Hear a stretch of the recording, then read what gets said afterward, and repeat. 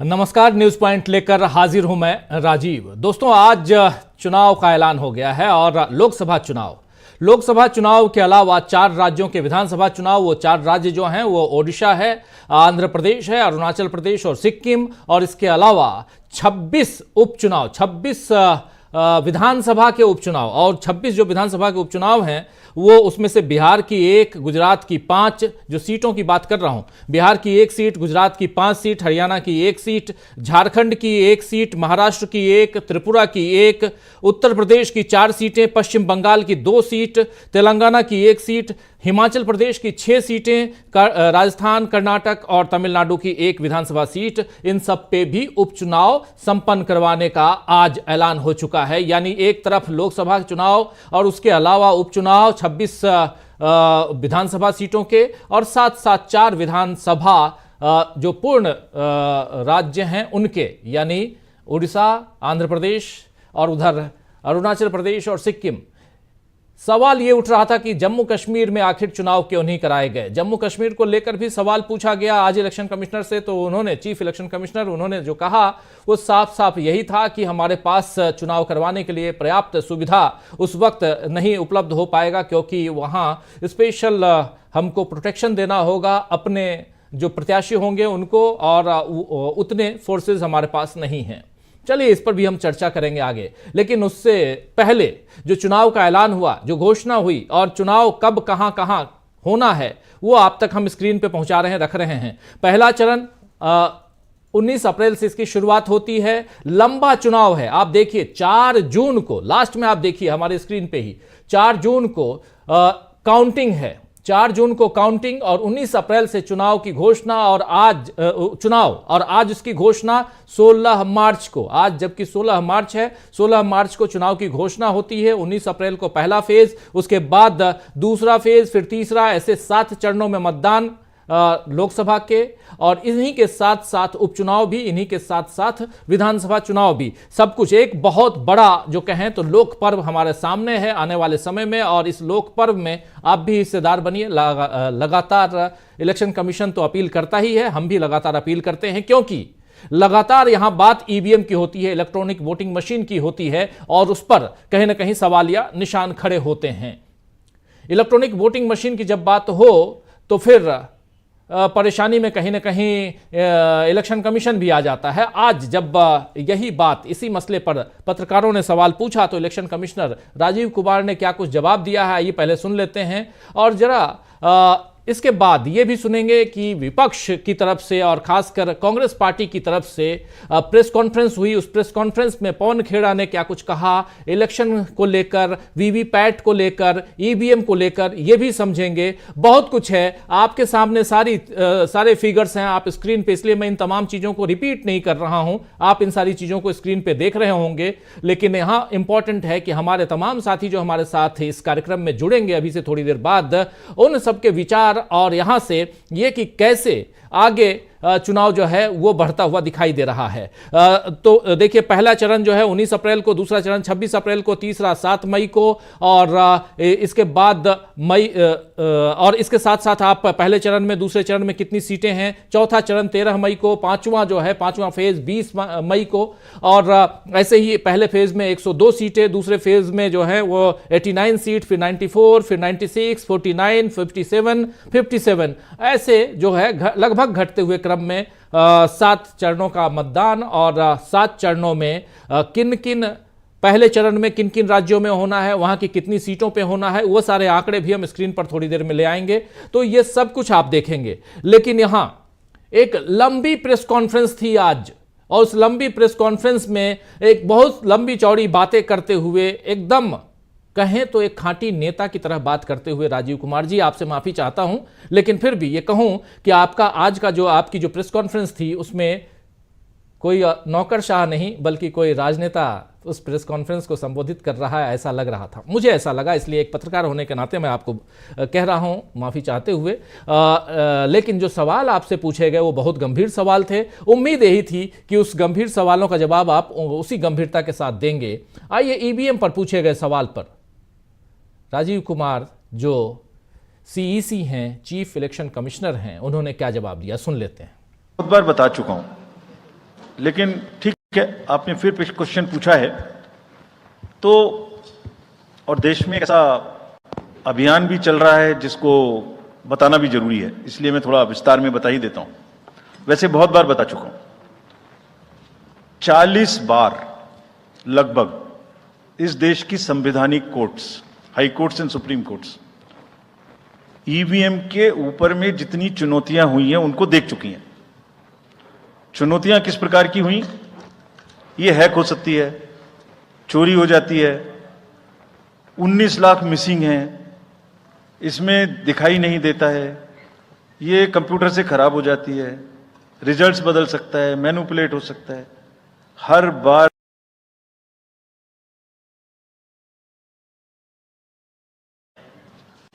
कभी कहा कि इसमें वायरस लग ही नहीं सकता, no question of introducing virus. कभी कहा इनवैलिड वोट्स नहीं हो सकते, कभी कहा रिगिंग इज नॉट पॉसिबल, कभी कहा कि when there is section 61A in the RP act which empowers the use of the EVM, जब तक वो खत्म ना हो जब तक ये प्रश्न उठाना गलत है।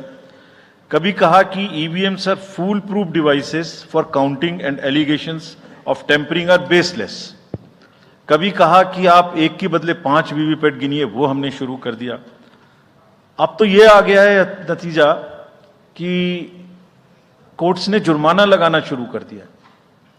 दिल्ली हाई कोर्ट ने मिस्चीवियस कहते हुए 10,000 रुपए का जुर्माना लगाया, फिर माननीय उच्चतम न्यायालय ने 50,000 रुपए का जुर्माना लगाया। अभी फिर रिसेंटली माननीय उच्चतम न्यायालय ने एक पिटीशन खत्म की है। कितनी बार सुनेंगे, क्यों बार बार वही बिलाप करना है? कोई चीज है तो हमसे पूछिए। हैक नहीं हो सकती, किसी सूरत में नहीं हो सकती, एंड जो परिणाम आते हैं वही प्रमाण है, बार बार परिणाम आते हैं। कोई भी ईवीएम लेके बैठ जाता है सोशल मीडिया पे, वो डिब्बा लेके एक बैठ जाता है, और आजकल एक नया ट्रेंड शुरू हुआ है, वो थोड़ा सा एक्सपर्ट भी बन जाता है। आजकल 1-2 एक्सपर्ट भी चल रहे हैं सोशल मीडिया पे, वो कहाँ की डिग्री हैं, कहाँ के एक्सपर्ट हैं, थोड़ा देखना भी चाहिए। वो बताते हैं कि ये डिब्बा है, वो टूल बॉक्स जैसा डिब्बा होता है, उसके अंदर में क्या है पता नहीं है, उसमें से एक स्लिप भी निकलती है, वो धरना भी हो जाता है कि ये स्लिप बदल गई, मैंने यहां बटन दबाया था और यहां ही गलत निकल गई। भाई आपने क्या दबाया था, किसी को बताया था क्या? क्या निकला, किसी को बताया था क्या? अरे संविधान को, अच्छा जितनी बार पूछेंगे उतनी बार हम उसका एक क्वेश्चन लेके आपको FAQs में डाल देंगे। 100+ क्वेश्चन है, और पॉलिटिकल पार्टी बिकॉज।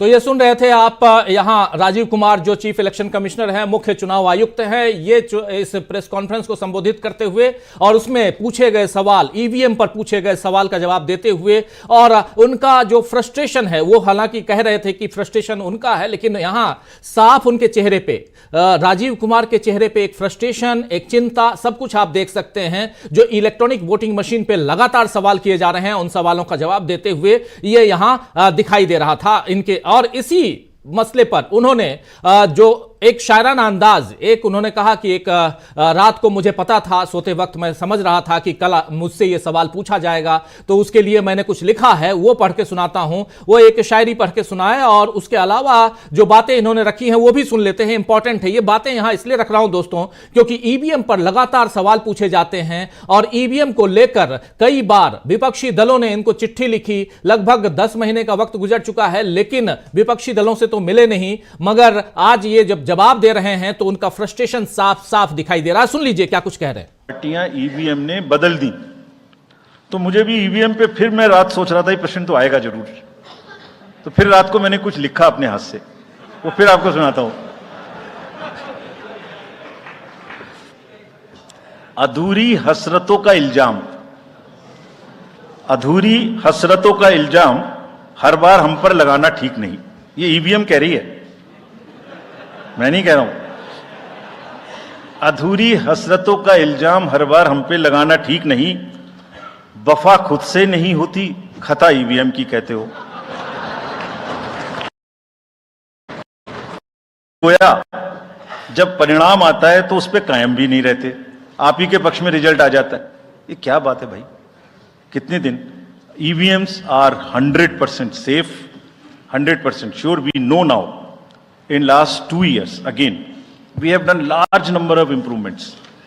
एक एक ईवीएम की नंबर जो भी किस बूथ पे जाएगी वो कैंडिडेट को दिया जाएगा, इसलिए इसमें कोई प्रॉब्लम नहीं है.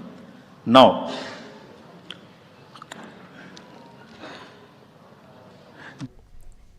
तो सुन रहे थे आप यहां शायराना अंदाज, लेकिन जो बातें यहां रख रहे हैं कहीं ना कहीं वो विपक्षी दलों और ईवीएम पर सवाल उठाने वालों का जवाब, उनको जवाब देने की कोशिश, और पहले से तैयारी करके आए थे यहां राजीव कुमार, और ये जानते थे, उन्होंने कहा कि मुझे पता था कि ये सवाल पूछे जाएंगे, तो रात को, यानी कि रात को जब राजीव कुमार जी ये लिख रहे थे, या मतलब ये है कि उनकी नींदें उड़ी हुई थीं. ये तय मानिए कि ईवीएम का चर्चा आएगा, ईवीएम की चर्चा होगी, जिक्र आएगा, और उसके बाद आपसे जब सवाल पूछा जाएगा तो जवाब क्या देंगे, इसलिए नींदें इनकी उड़ गई थी. और वहां कुछ इन्होंने लिखा, और जवाब जब दे रहे थे तो जवाब में साफ दिखाई दिया कि कहीं ना कहीं परेशानी है. सत्ता पक्ष के नुमाइंदे की तरह ये बात कर रहे हैं और विपक्षियों के ऊपर उंगली उठा रहे हैं. ये साफ इनकी बातों से, इनकी भाषा से, इनके इस अंदाज से समझा जा सकता है. लेकिन इससे आगे बढ़ते हैं. दूसरी तरफ इधर कांग्रेस पार्टी ने इसके बाद तुरंत जैसे ही घोषणा होती है चुनाव की, कांग्रेस पार्टी प्रेस कॉन्फ्रेंस करती है. कांग्रेस की तरफ से उनके राष्ट्रीय प्रवक्ता पवन खेड़ा उस प्रेस कॉन्फ्रेंस को करते हैं और उसमें उन्होंने वीवीपैट और ईवीएम को लेकर बहुत सारी बातें कही हैं. जरा उनकी बात भी सुन लेते हैं और फिर चर्चा आगे बढ़ाएंगे. सुनिए जरा क्या कुछ कह रहे हैं पवन खेड़ा.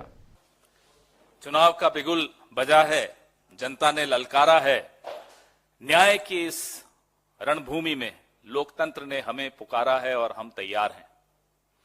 आज माननीय चुनाव आयोग ने आम चुनावों की घोषणा तो कर दी है, लेकिन ये चुनाव जी पिछले 10 महीने से विपक्षी दल चुनाव आयोग से मिलने के लिए संघर्ष कर रहे हैं, वीवीपैट पे चर्चा करने के लिए. क्यों नहीं समय दे पा रहे? पूछिए ना उनसे, क्यों नहीं समय दे पा रहे? देश के तमाम विपक्षी दल वीवीपैट पर चर्चा करना चाहते हैं. आपके सामने तो सफाइयां दे रहे हैं, हमसे मिलने तक का समय नहीं दे रहे. तो सुन रहे थे आप, तमाम विपक्षी दल आपसे वीवीपैट को लेकर, ईवीएम को लेकर चर्चा करना चाहते हैं पिछले 10 महीने से, लेकिन आप कोई जवाब नहीं दे रहे हैं. ये कह रहे हैं यहां पवन खेड़ा. यानी एक तरफ से विपक्षी दलों ने भी यहां कमर कस ली है, साफ दिखाई दे रहा है, और सत्ता पक्ष को इस बार इस चुनाव में विपक्षी दल जो हैं वो आराम से उनकी हसरतों को पूरा होने नहीं देंगे. ये साफ यहां दिखाई दे रहा है, और यहीं से ये चुनाव जो है एक दूसरी दिशा में जाता हुआ दिखाई दे रहा है.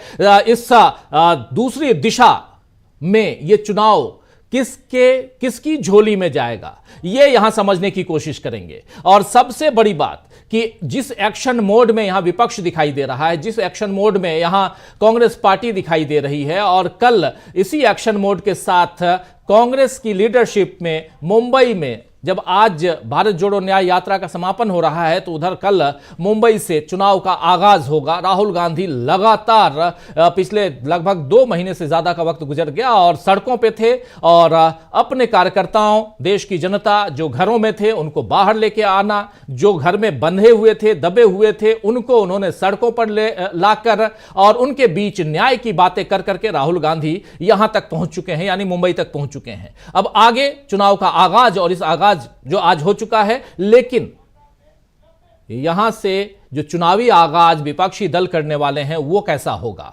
और यहां जो राजीव कुमार कह रहे हैं, क्या यहां से कुछ अंदर के भेद खुलते हैं?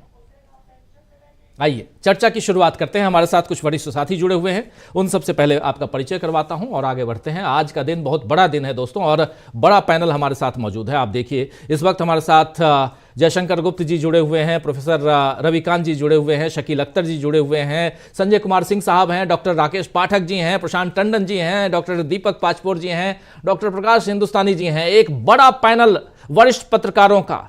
इससे बढ़िया पैनल और इससे बढ़िया बातें आप तक और कहां मिलेंगी, ये आप इसकी उम्मीद नहीं कर सकते, और क्योंकि बहुत कुछ यहां आप तक हम पहुंचाने की कोशिश करेंगे. आइए जल्दी से चलते हैं. प्रोफेसर रविकांत जी, ओपनिंग कमेंट. चुनाव की घोषणा राजीव कुमार जी आपके सिर के ऊपर दिखाई दे रहे हैं स्क्रीन पे, इनकी बात आप सुन रहे थे. देखिए राजीव जी, आपके हम नाम हैं और वो आपने बिल्कुल ठीक कहा कि जिस तरह की वो सवालों का जवाब दे रहे थे, वो राजनीतिक लग रहे थे कई बार। और मुझे लगता है कि जितना राजनीतिक चेतना से संपन्न आप है, बस ये है कि विश्लेषण आप करते हैं, सबकी खबर लेते हैं, लेकिन हमारे चीफ इलेक्शन कमिश्नर साहब वो पत्रकारों की खबर ले रहे थे कि आप सवाल इस तरह से नहीं कर सकते। तो ऐसा लग रहा जैसे रेफरी ही किसी मूड में हो। और मुझे लगता है कि रेफरी को बहुत निष्पक्ष होना चाहिए।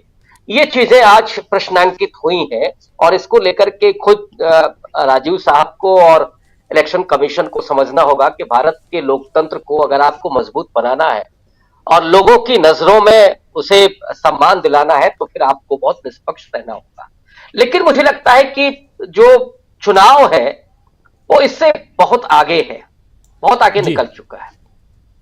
ये चुनाव सीधा जनता और सरकार के बीच में होने जा रहा है।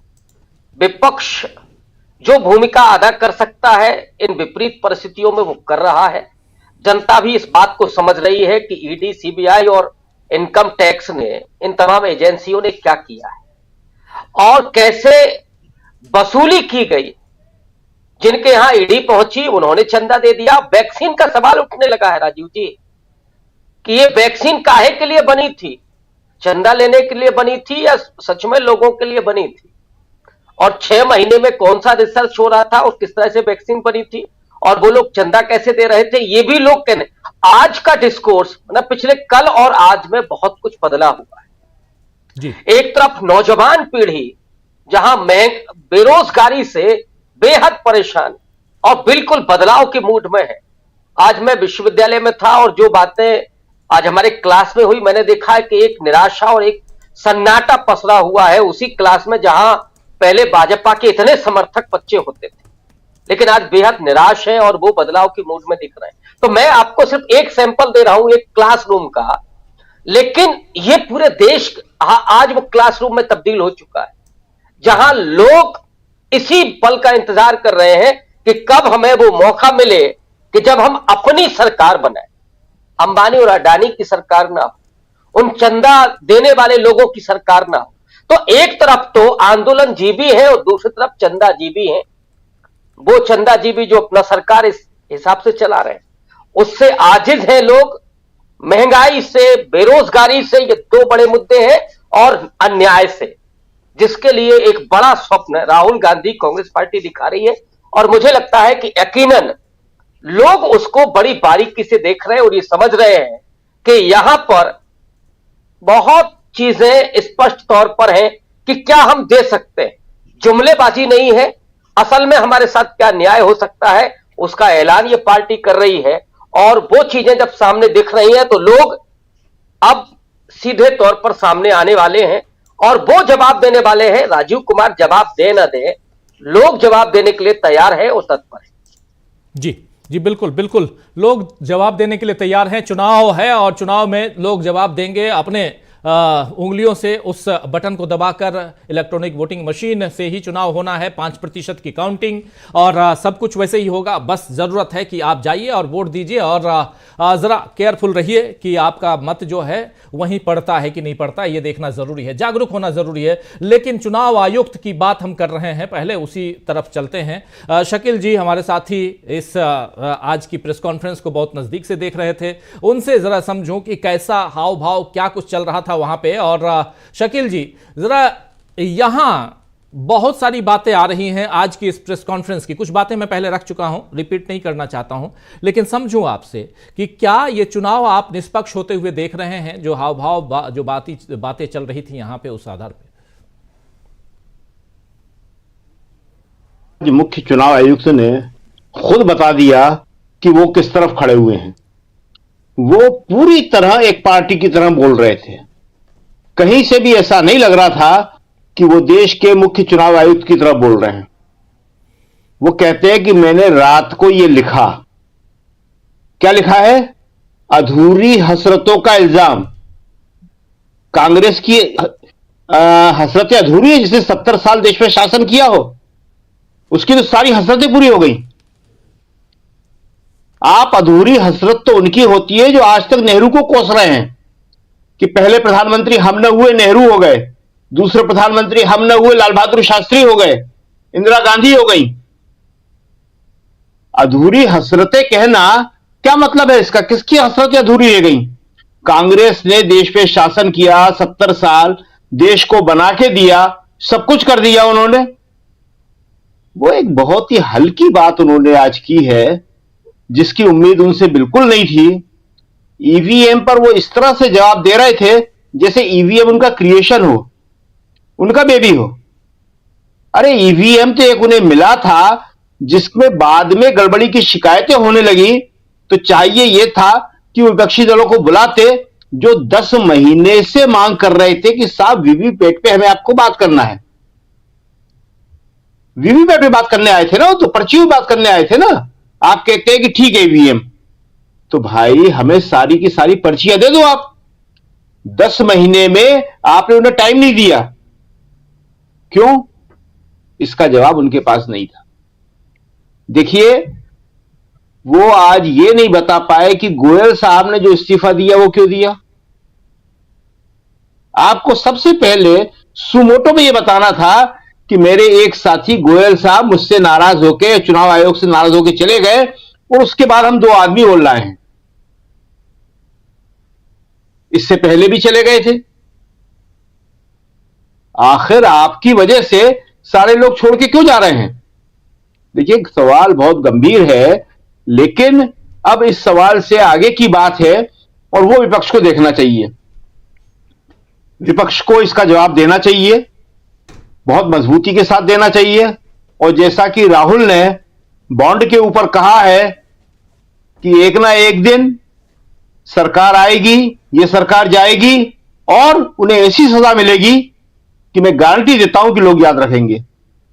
इसी तरह उन्हें ईवीएम के ऊपर भी ये कहना चाहिए और उससे भी ज्यादा सख्ती से कहना चाहिए। और ये नहीं कहना चाहिए एक ना एक दिन, कभी ना कभी शब्द का प्रयोग किया था उन्होंने। उन्हें तो ये कहना चाहिए कि 4 जून को 4 जून को गिनती है ना, 4 जून की शाम को किसी को छोड़ूंगा नहीं, तो मैसेज जाएगा और ये बहुत जरूरी है। तो ये मैसेज राहुल गांधी को, एकजुट विपक्ष को, या कल जो बहुत बड़ी रैली होने वाली है मुंबई में, उसमें सारे विपक्षी दल के लोग होंगे, वहां से देना चाहिए कि मिस्टर चीफ इलेक्शन कमिश्नर सुन लीजिए और बाकी अधिकारी भी सुन लें, जो जो चुनाव के कार्यों से संबंधित है वो सब सुन लें इस बात को कि यह बर्दाश्त नहीं किया जाएगा, यह विश्वासघात जनता के साथ है। दूसरी बात जी, कि अब कांग्रेस को और विपक्षी दलों को बचे हुए राज्यों में तेजी के साथ सीट शेयरिंग करना चाहिए, बहुत तेजी के साथ। सीट शेयरिंग के बाद अपने टिकट का घोषणा कर देना चाहिए सबको, और टिकट वितरण में यह बात ध्यान रखना चाहिए कि पैमाना सिर्फ जीत का हो। यह चुनाव देखिए छोटे मोटे इशू का नहीं होता है, बहुत सारे सिद्धांत होते हैं आदमी के, लेकिन एक वक्त आता है जब 4 सिद्धांत बगल में रख दिए जाते हैं और मेन लक्ष्य के लिए काम किया जाता है। तो इस वक्त मेन लक्ष्य लोकतंत्र को बचाना, जी जी, इससे बड़ा इस वक्त चुनाव में और कोई सिद्धांत नहीं है।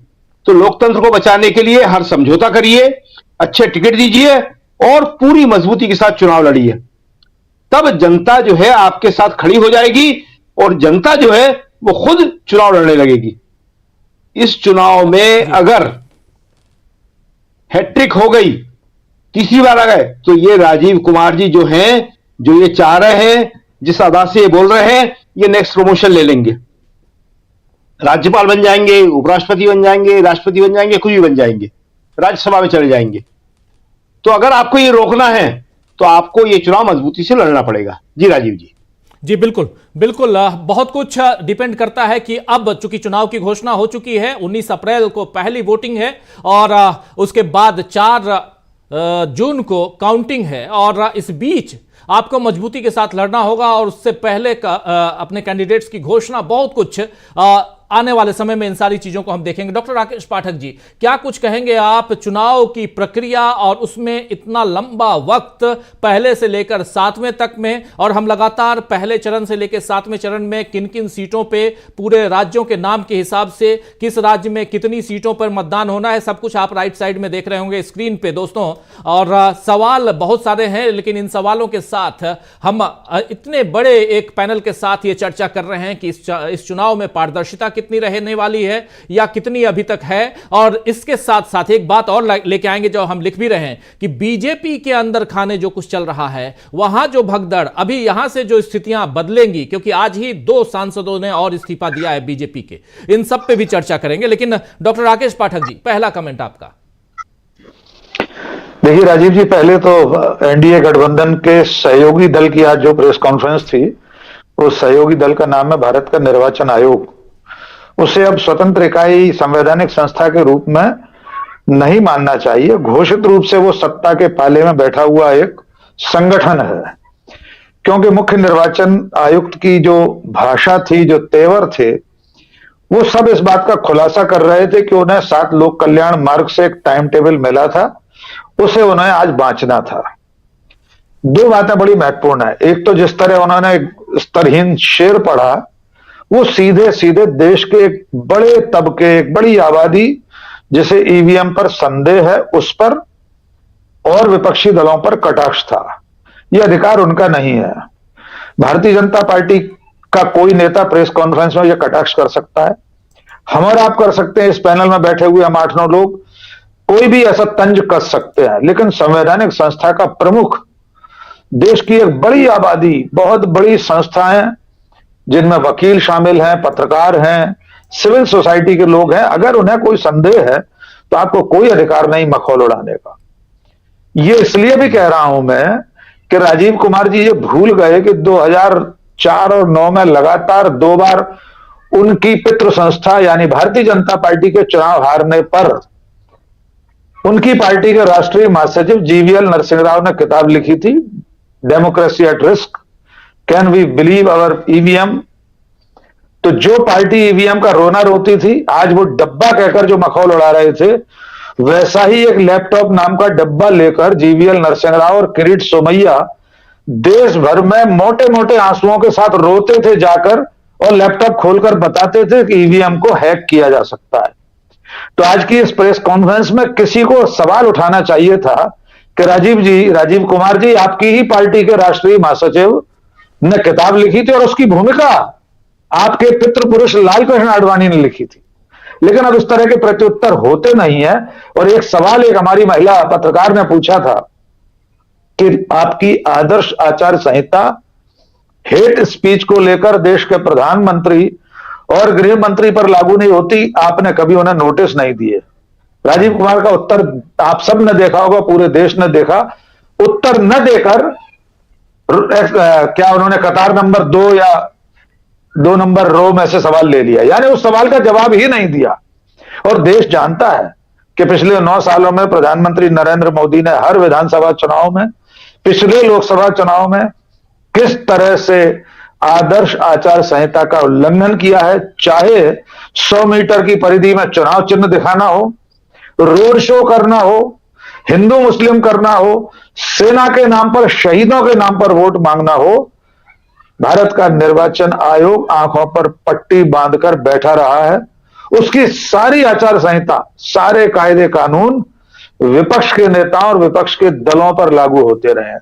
आज की प्रेस कॉन्फ्रेंस में राजीव कुमार जी ने और निर्वाचन आयोग ने यह बता दिया है कि उसकी अगले 3 महीने में भूमिका एक सहयोगी दल के रूप में ही सत्ताधारी दल के पक्ष में रहेगी। अब यह जनता और विपक्ष की जिम्मेदारी है, जैसा कि शकील साहब कह रहे हैं, यह संदेश स्पष्ट रूप से दिया जाना चाहिए था राहुल गांधी की ओर से कि अगर इस चुनाव में नौकरशाही ने, प्रशासनिक अमले ने, निर्वाचन आयोग ने जरा भी गड़बड़ की तो उनकी खैर नहीं होगी। यह संदेश देना बहुत जरूरी था। कुल मिलाकर आज के बाद देखना है कि लड़ाई आगे किस दिशा में जाती है। निर्वाचन आयोग से अगर आप कोई अपेक्षा रख रहे हैं तो उनसे अपेक्षा हमारी बेमानी है। जी राजीव जी। जी जी जी जी बिल्कुल। जो बातें, जो बॉडी लैंग्वेज, जो तरीका, तौर तरीका, ये सारी चीजें प्रेस कॉन्फ्रेंस में हम लोगों ने देखी, उसी पे हम चर्चा कर रहे हैं। चर्चा ये भी कि यहां से ये चुनाव किस दिशा में जाता हुआ दिखाई दे रहा है। चर्चा ये भी हम करेंगे कि इसमें अब चूंकि चुनाव की घोषणा ऑलरेडी हो चुकी है, ऐलान हो चुका है, और इसके बाद एनडीए और इंडिया दोनों में कितना दम है, कौन आगे कौन पीछे, ये सब पे हम चर्चा आज करने वाले हैं। एक बड़ा पैनल हमारे साथ मौजूद है। आना चाहता हूं जल्दी से जयशंकर जी आपके पास। जयशंकर जी, पहली प्रतिक्रिया आपकी, और उसमें भी यहां कितना मजबूत आपको दिखाई देता है। एक चुनौती जो साफ दिखाई देती है सत्ता पक्ष की तरफ से भी, और सत्ता पक्ष की तरफ से ही बात करते हुए अगर इलेक्शन कमिश्नर दिखाई दें, तो फिर कितनी गंभीर चुनौती यहां विपक्ष के सामने नजर आती है आपको? नहीं, अभी राकेश पाठक जी ने तो बता ही दिया कि वो सत्तारूढ़ गठबंधन है, उसी के सहयोगी दल की भूमिका में नजर आ रहा था हमारा चुनाव आयोग। तो इसमें कहीं कोई दो राय तो है नहीं, लेकिन यह है कि सिर्फ ये बात कह करके हम लोगों को नहीं चले जाना चाहिए। ये चुनौती बहुत गंभीर है, क्योंकि शकील जैसा कह रहे थे कि अगर ये चुनाव हैट्रिक लग गई तो फिर देश में लोकतंत्र का क्या होगा, इसको आसानी से समझा जा सकता है। तो अपोजिशन को, खासतौर से राहुल गांधी को, बहुत ही आक्रामक चुनाव लड़ना पड़ेगा, इसमें कहीं दो राय नहीं है। बहुत ही आक्रामकता के साथ, और कहना होगा कि इस चुनाव में आपको हम उखाड़ फेंकेंगे। सरकार बनेगी, इंडिया अलायंस की सरकार बनेगी, इस बात को मजबूती से रखने की जरूरत है, क्योंकि ये लोग भ्रम फैलाने के चक्कर में, देखिए, इनके लिए सारा media, electronic channels, TV channel, सारे के सारे इनके सहयोगी संगठन के रूप भूमिका में काम कर रहे हैं। आज आप देखिए कि आज चुनाव आयोग का सूचना जारी होने वाली थी, और आज भी ओपिनियन पोल दिखाए गए। उन ओपिनियन पोल के जरिए माहौल बनाया जा रहा है कि जैसा मोदी जी कह रहे हैं कि अब की बार 400 पार, तो 400 पार तो नहीं, लेकिन उससे थोड़ा ही आगे पीछे रहने वाला है नतीजा। मतलब ये रीजन से बताने की कोशिश की जा रही है, और कह रहे हैं लोग भाई अपोजिशन तो कहीं नहीं रहा है। एक बार भी राहुल गांधी ने भी नहीं कहा, विपक्ष के किसी ने नेता ने नहीं कहा कि हम सरकार बनाने जाएंगे, हम बना रहे हैं, या हमको इतनी सीटें मिलने जा रही हैं। तो इसको लेकर के लोगों में एक माहौल बनाया जा रहा है कि भाई विपक्ष ने तो पहले से ही अपनी हार मान ली है। इसको दूर करने के लिए, इसको प्रचार को दूर करने के लिए विपक्ष को बहुत ही आक्रामक चुनाव लड़ना होगा, इसमें दो राय नहीं है। दूसरी बात यह है, जैसा शकील ने कहा था, और भी ये बात भी है, अभी से आपको तत्काल जितना आप विलंब कर रहे हैं उतना अपना नुकसान कर रहे हैं। आपको जहां जहां राज्यों में चुनावी गठबंधन करना है, दिल बड़ा करके 1-2 सीटें कम हो जाएंगी, ज्यादा हो जाएंगी, उससे बहुत फर्क नहीं पड़ेगा, लेकिन 1-2 सीटों के चक्कर में कई सीटें निकल जाएं हाथ से, तो ये खतरनाक साबित होगा। तो जितनी जल्दी हो सके अपना सीटों का तालमेल, गठबंधन, सीट शेयरिंग कर लेना चाहिए। उम्मीदवारों के नाम भी घोषित कर देने चाहिए, ताकि एक बार लोग खुल करके मैदान में आ जाए। अभी लोगों के दिमाग में संशय बना हुआ है कि भाई टिकट हमको मिलेगा कि उसको मिलेगा। दूसरी बात यह है कि भारतीय जनता पार्टी में, जैसा बताया ना, अपने भगदड़ मची हुई है। आज भी मध्य प्रदेश के जो राज्यसभा के सिटिंग मेंबर हैं, हालांकि उनका कल खत्म हो रहा है, अजय प्रताप सिंह, उन्होंने भारतीय जनता पार्टी से त्याग पत्र दे दिया। अभी तक 4-5 सांसदों, सिटिंग एमपीज ने पत्र किया है। एक उम्मीदवार मैदान छोड़ के आसनसोल से भाग गए। कई लोगों ने कहना शुरू कर दिया कि भाई हम इस बार चुनाव नहीं लड़ना चाहते हैं। तो ये सब चीजें तो बता रही हैं, और जनता में जो गुस्सा है, आक्रोश है, छात्रों में, युवाओं में, किसानों में, महिलाओं में, उसको एक्सप्लॉइट करना पड़ेगा विपक्ष को।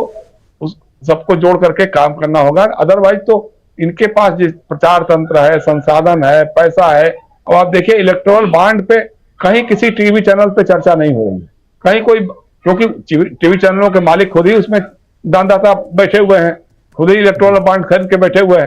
तो शायद ये सब भी कारण हो सकता है।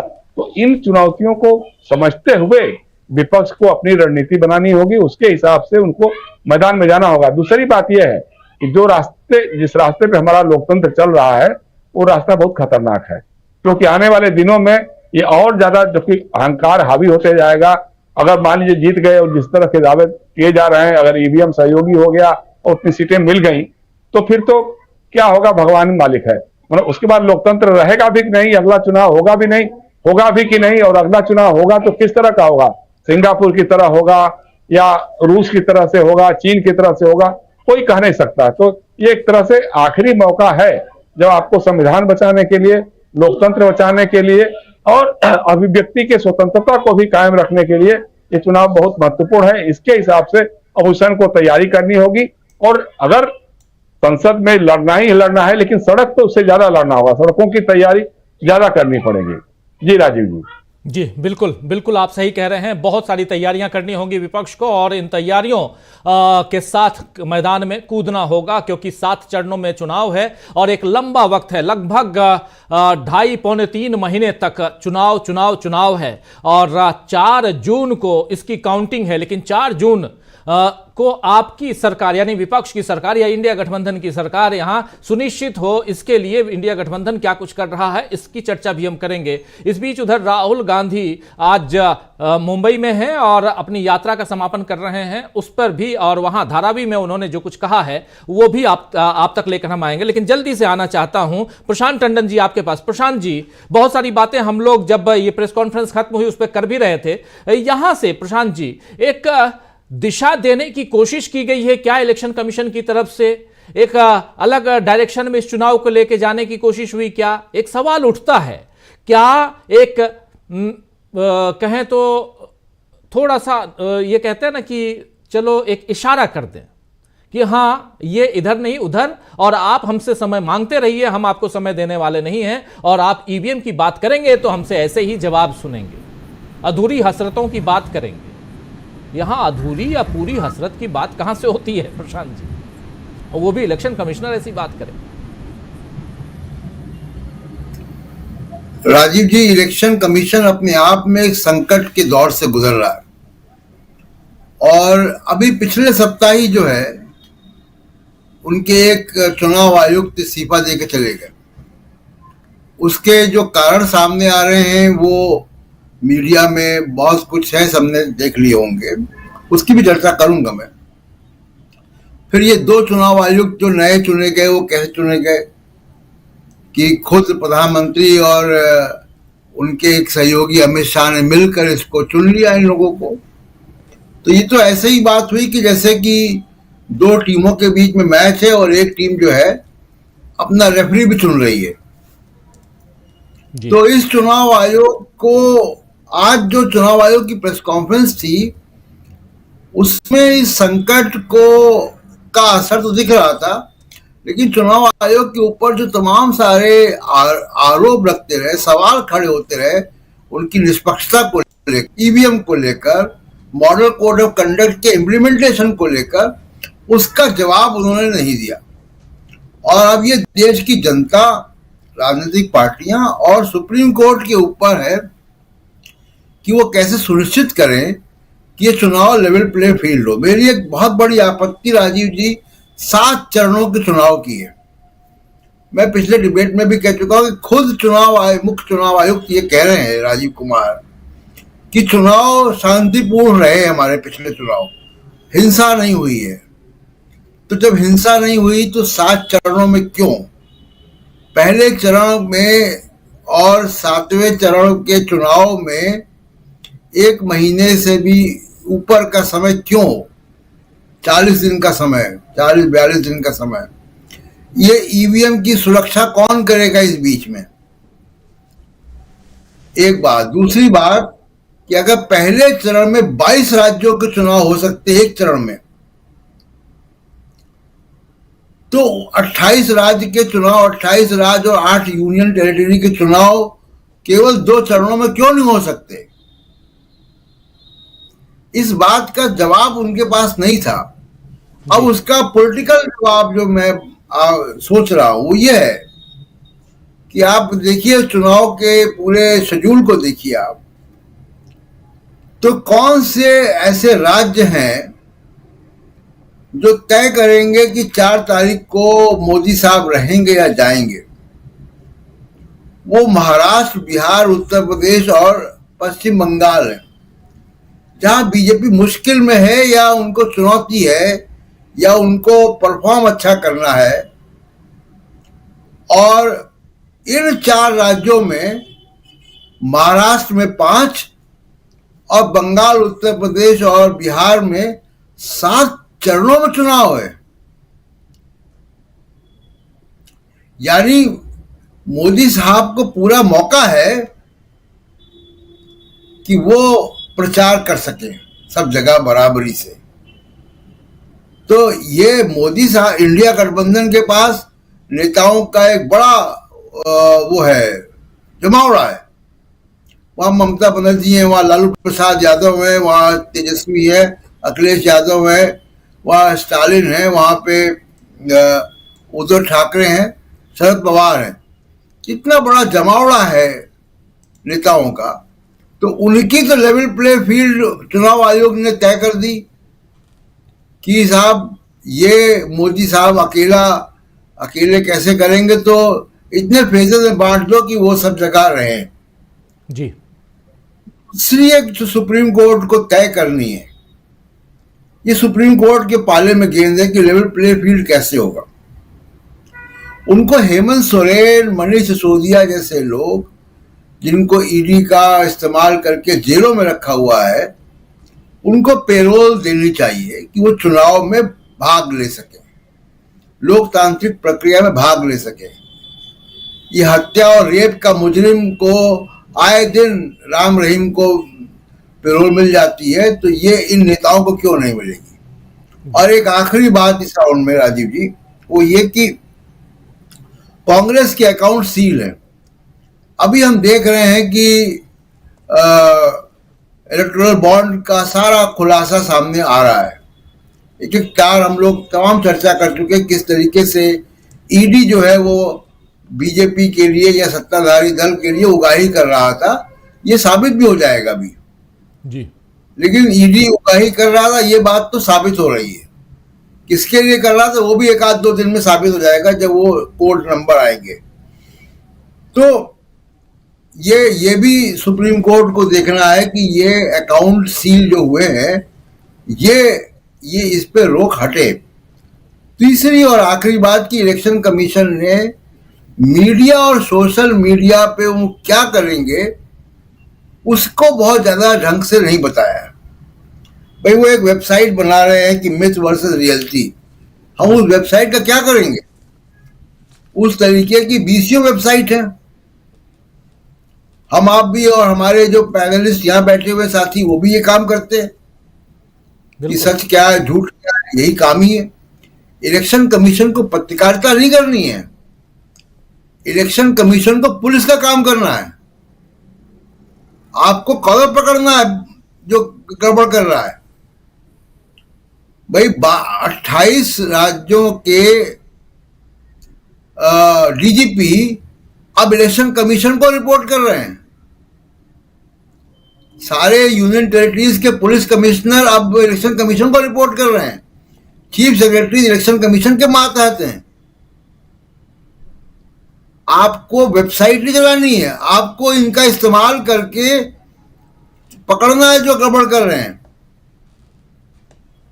तो बहुत निराशाजनक उनकी प्रेस कॉन्फ्रेंस थी और उनको शायद अपनी पावर का बिल्कुल उनको अंदाज है, क्योंकि जिस तरीके से उन्होंने शेड्यूल बनाया जो आप दिखा रहे हैं, तो इसमें बहुत एनर्जी और ताकत और क्रिएटिविटी उन्होंने लगाई है कि किस तरीके से शेड्यूल करो कि मोदी साहब जा सके सब जगह।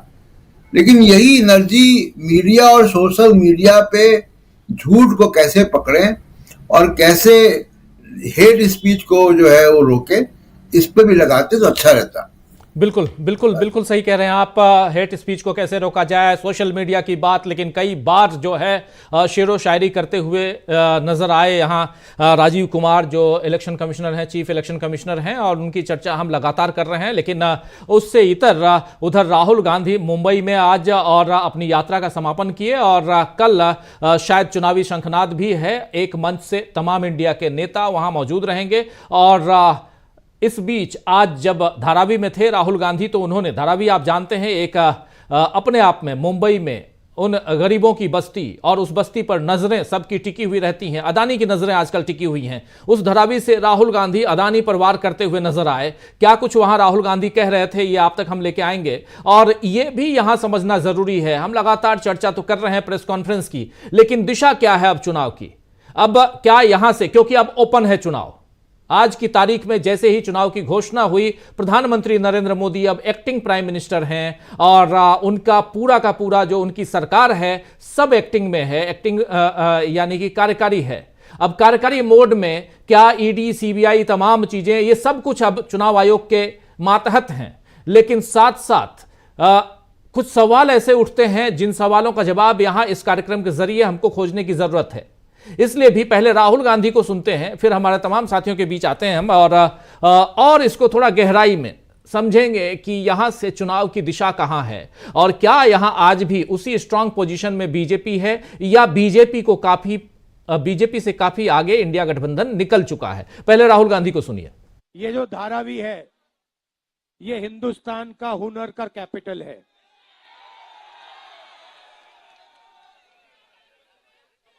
जिसको हम स्किल कहते हैं, हुनर कहते हैं, जिसको जुगाड़ कहा जाता है, ये इन चीजों का कैपिटल है, राजनीति है हिंदुस्तान में हुनर की, हुनर का कैपिटल है। यहां पे लड़ाई, हिंदुस्तान में लड़ाई हुनर और दलालों के बीच में है। धारावी और अदानी के बीच में है।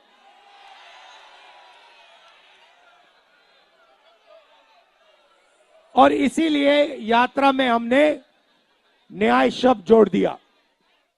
अब पूरे हिंदुस्तान में गरीबों के साथ अन्याय हो रहा है, किसानों के साथ अन्याय हो रहा है, मजदूरों के साथ अन्याय हो रहा है। जहां भी हम देखें वही 2-3 नाम दिखाई देते हैं, अदानी अंबानी, अदानी अंबानी, अदानी अंबानी।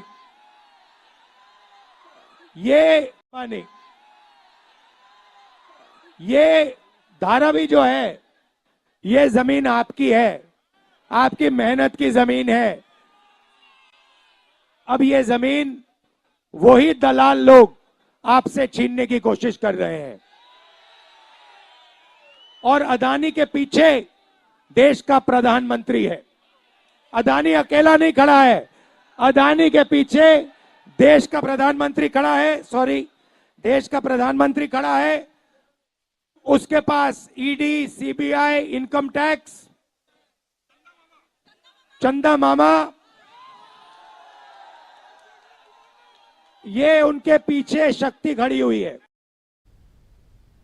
काफी एग्रेसिव भाषण, बहुत ज्यादा एग्रेसिव मोड में यहां राहुल गांधी धारावी और दलाल जब वो कह रहे हैं तो उसके बाद रिपीट करते हैं, उसका सिनोनिम लेके आते हैं, नाम कहते हैं अदानी का।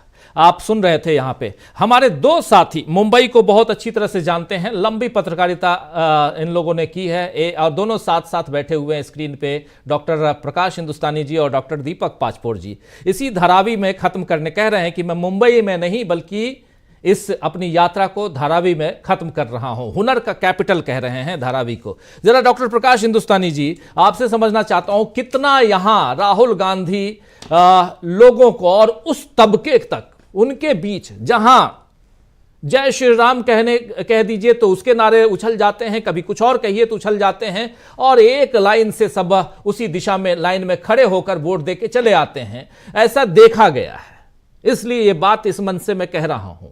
कितना यहां प्रभावित करते हुए राहुल गांधी दिखाई देते हैं आज जबकि चुनाव की घोषणा हो गई। मैं अब जरा आना चाहता हूं, इस चर्चा को उस दिशा में लेके जाना चाहता हूं जहां से अब जरा चुनाव की जो 4 जून वाला जो रिजल्ट है उसकी तरफ बढ़ा जाए। डॉक्टर प्रकाश हिंदुस्तानी जी। जी राजीव जी, जयराम रमेश ने कहा आज कि 5 साल 5 न्याय, तो जो न्याय यात्रा की बात है वो कही, और ये भी कहा 25 गारंटी। जो मोदी जी गारंटी की बात करते हैं वो सब कांग्रेस पहले ही कह चुके हैं। कांग्रेस ने जहां जहां हाथ रखा है, चाहे वो पूनावाला की बात हो, जो कोरोना की वैक्सीन बना, सारी जगह आधार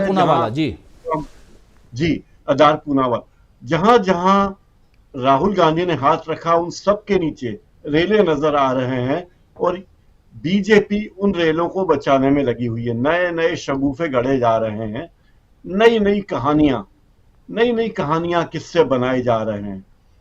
और चुनाव की घोषणा होने के पहले ही प्रधानमंत्री और बीजेपी बीजेपी की तमाम सरकारें जो राज्यों में है पूरे जनधन का उपयोग कर चुकी है, जनता के टैक्स के पैसे का उपयोग कर चुकी है, अपने प्रचार में सारा पैसा खर्च कर चुकी है और दिवालिया होने के कगार पे कई राज्य हैं जहां तनख्वाह देने को पैसे नहीं है।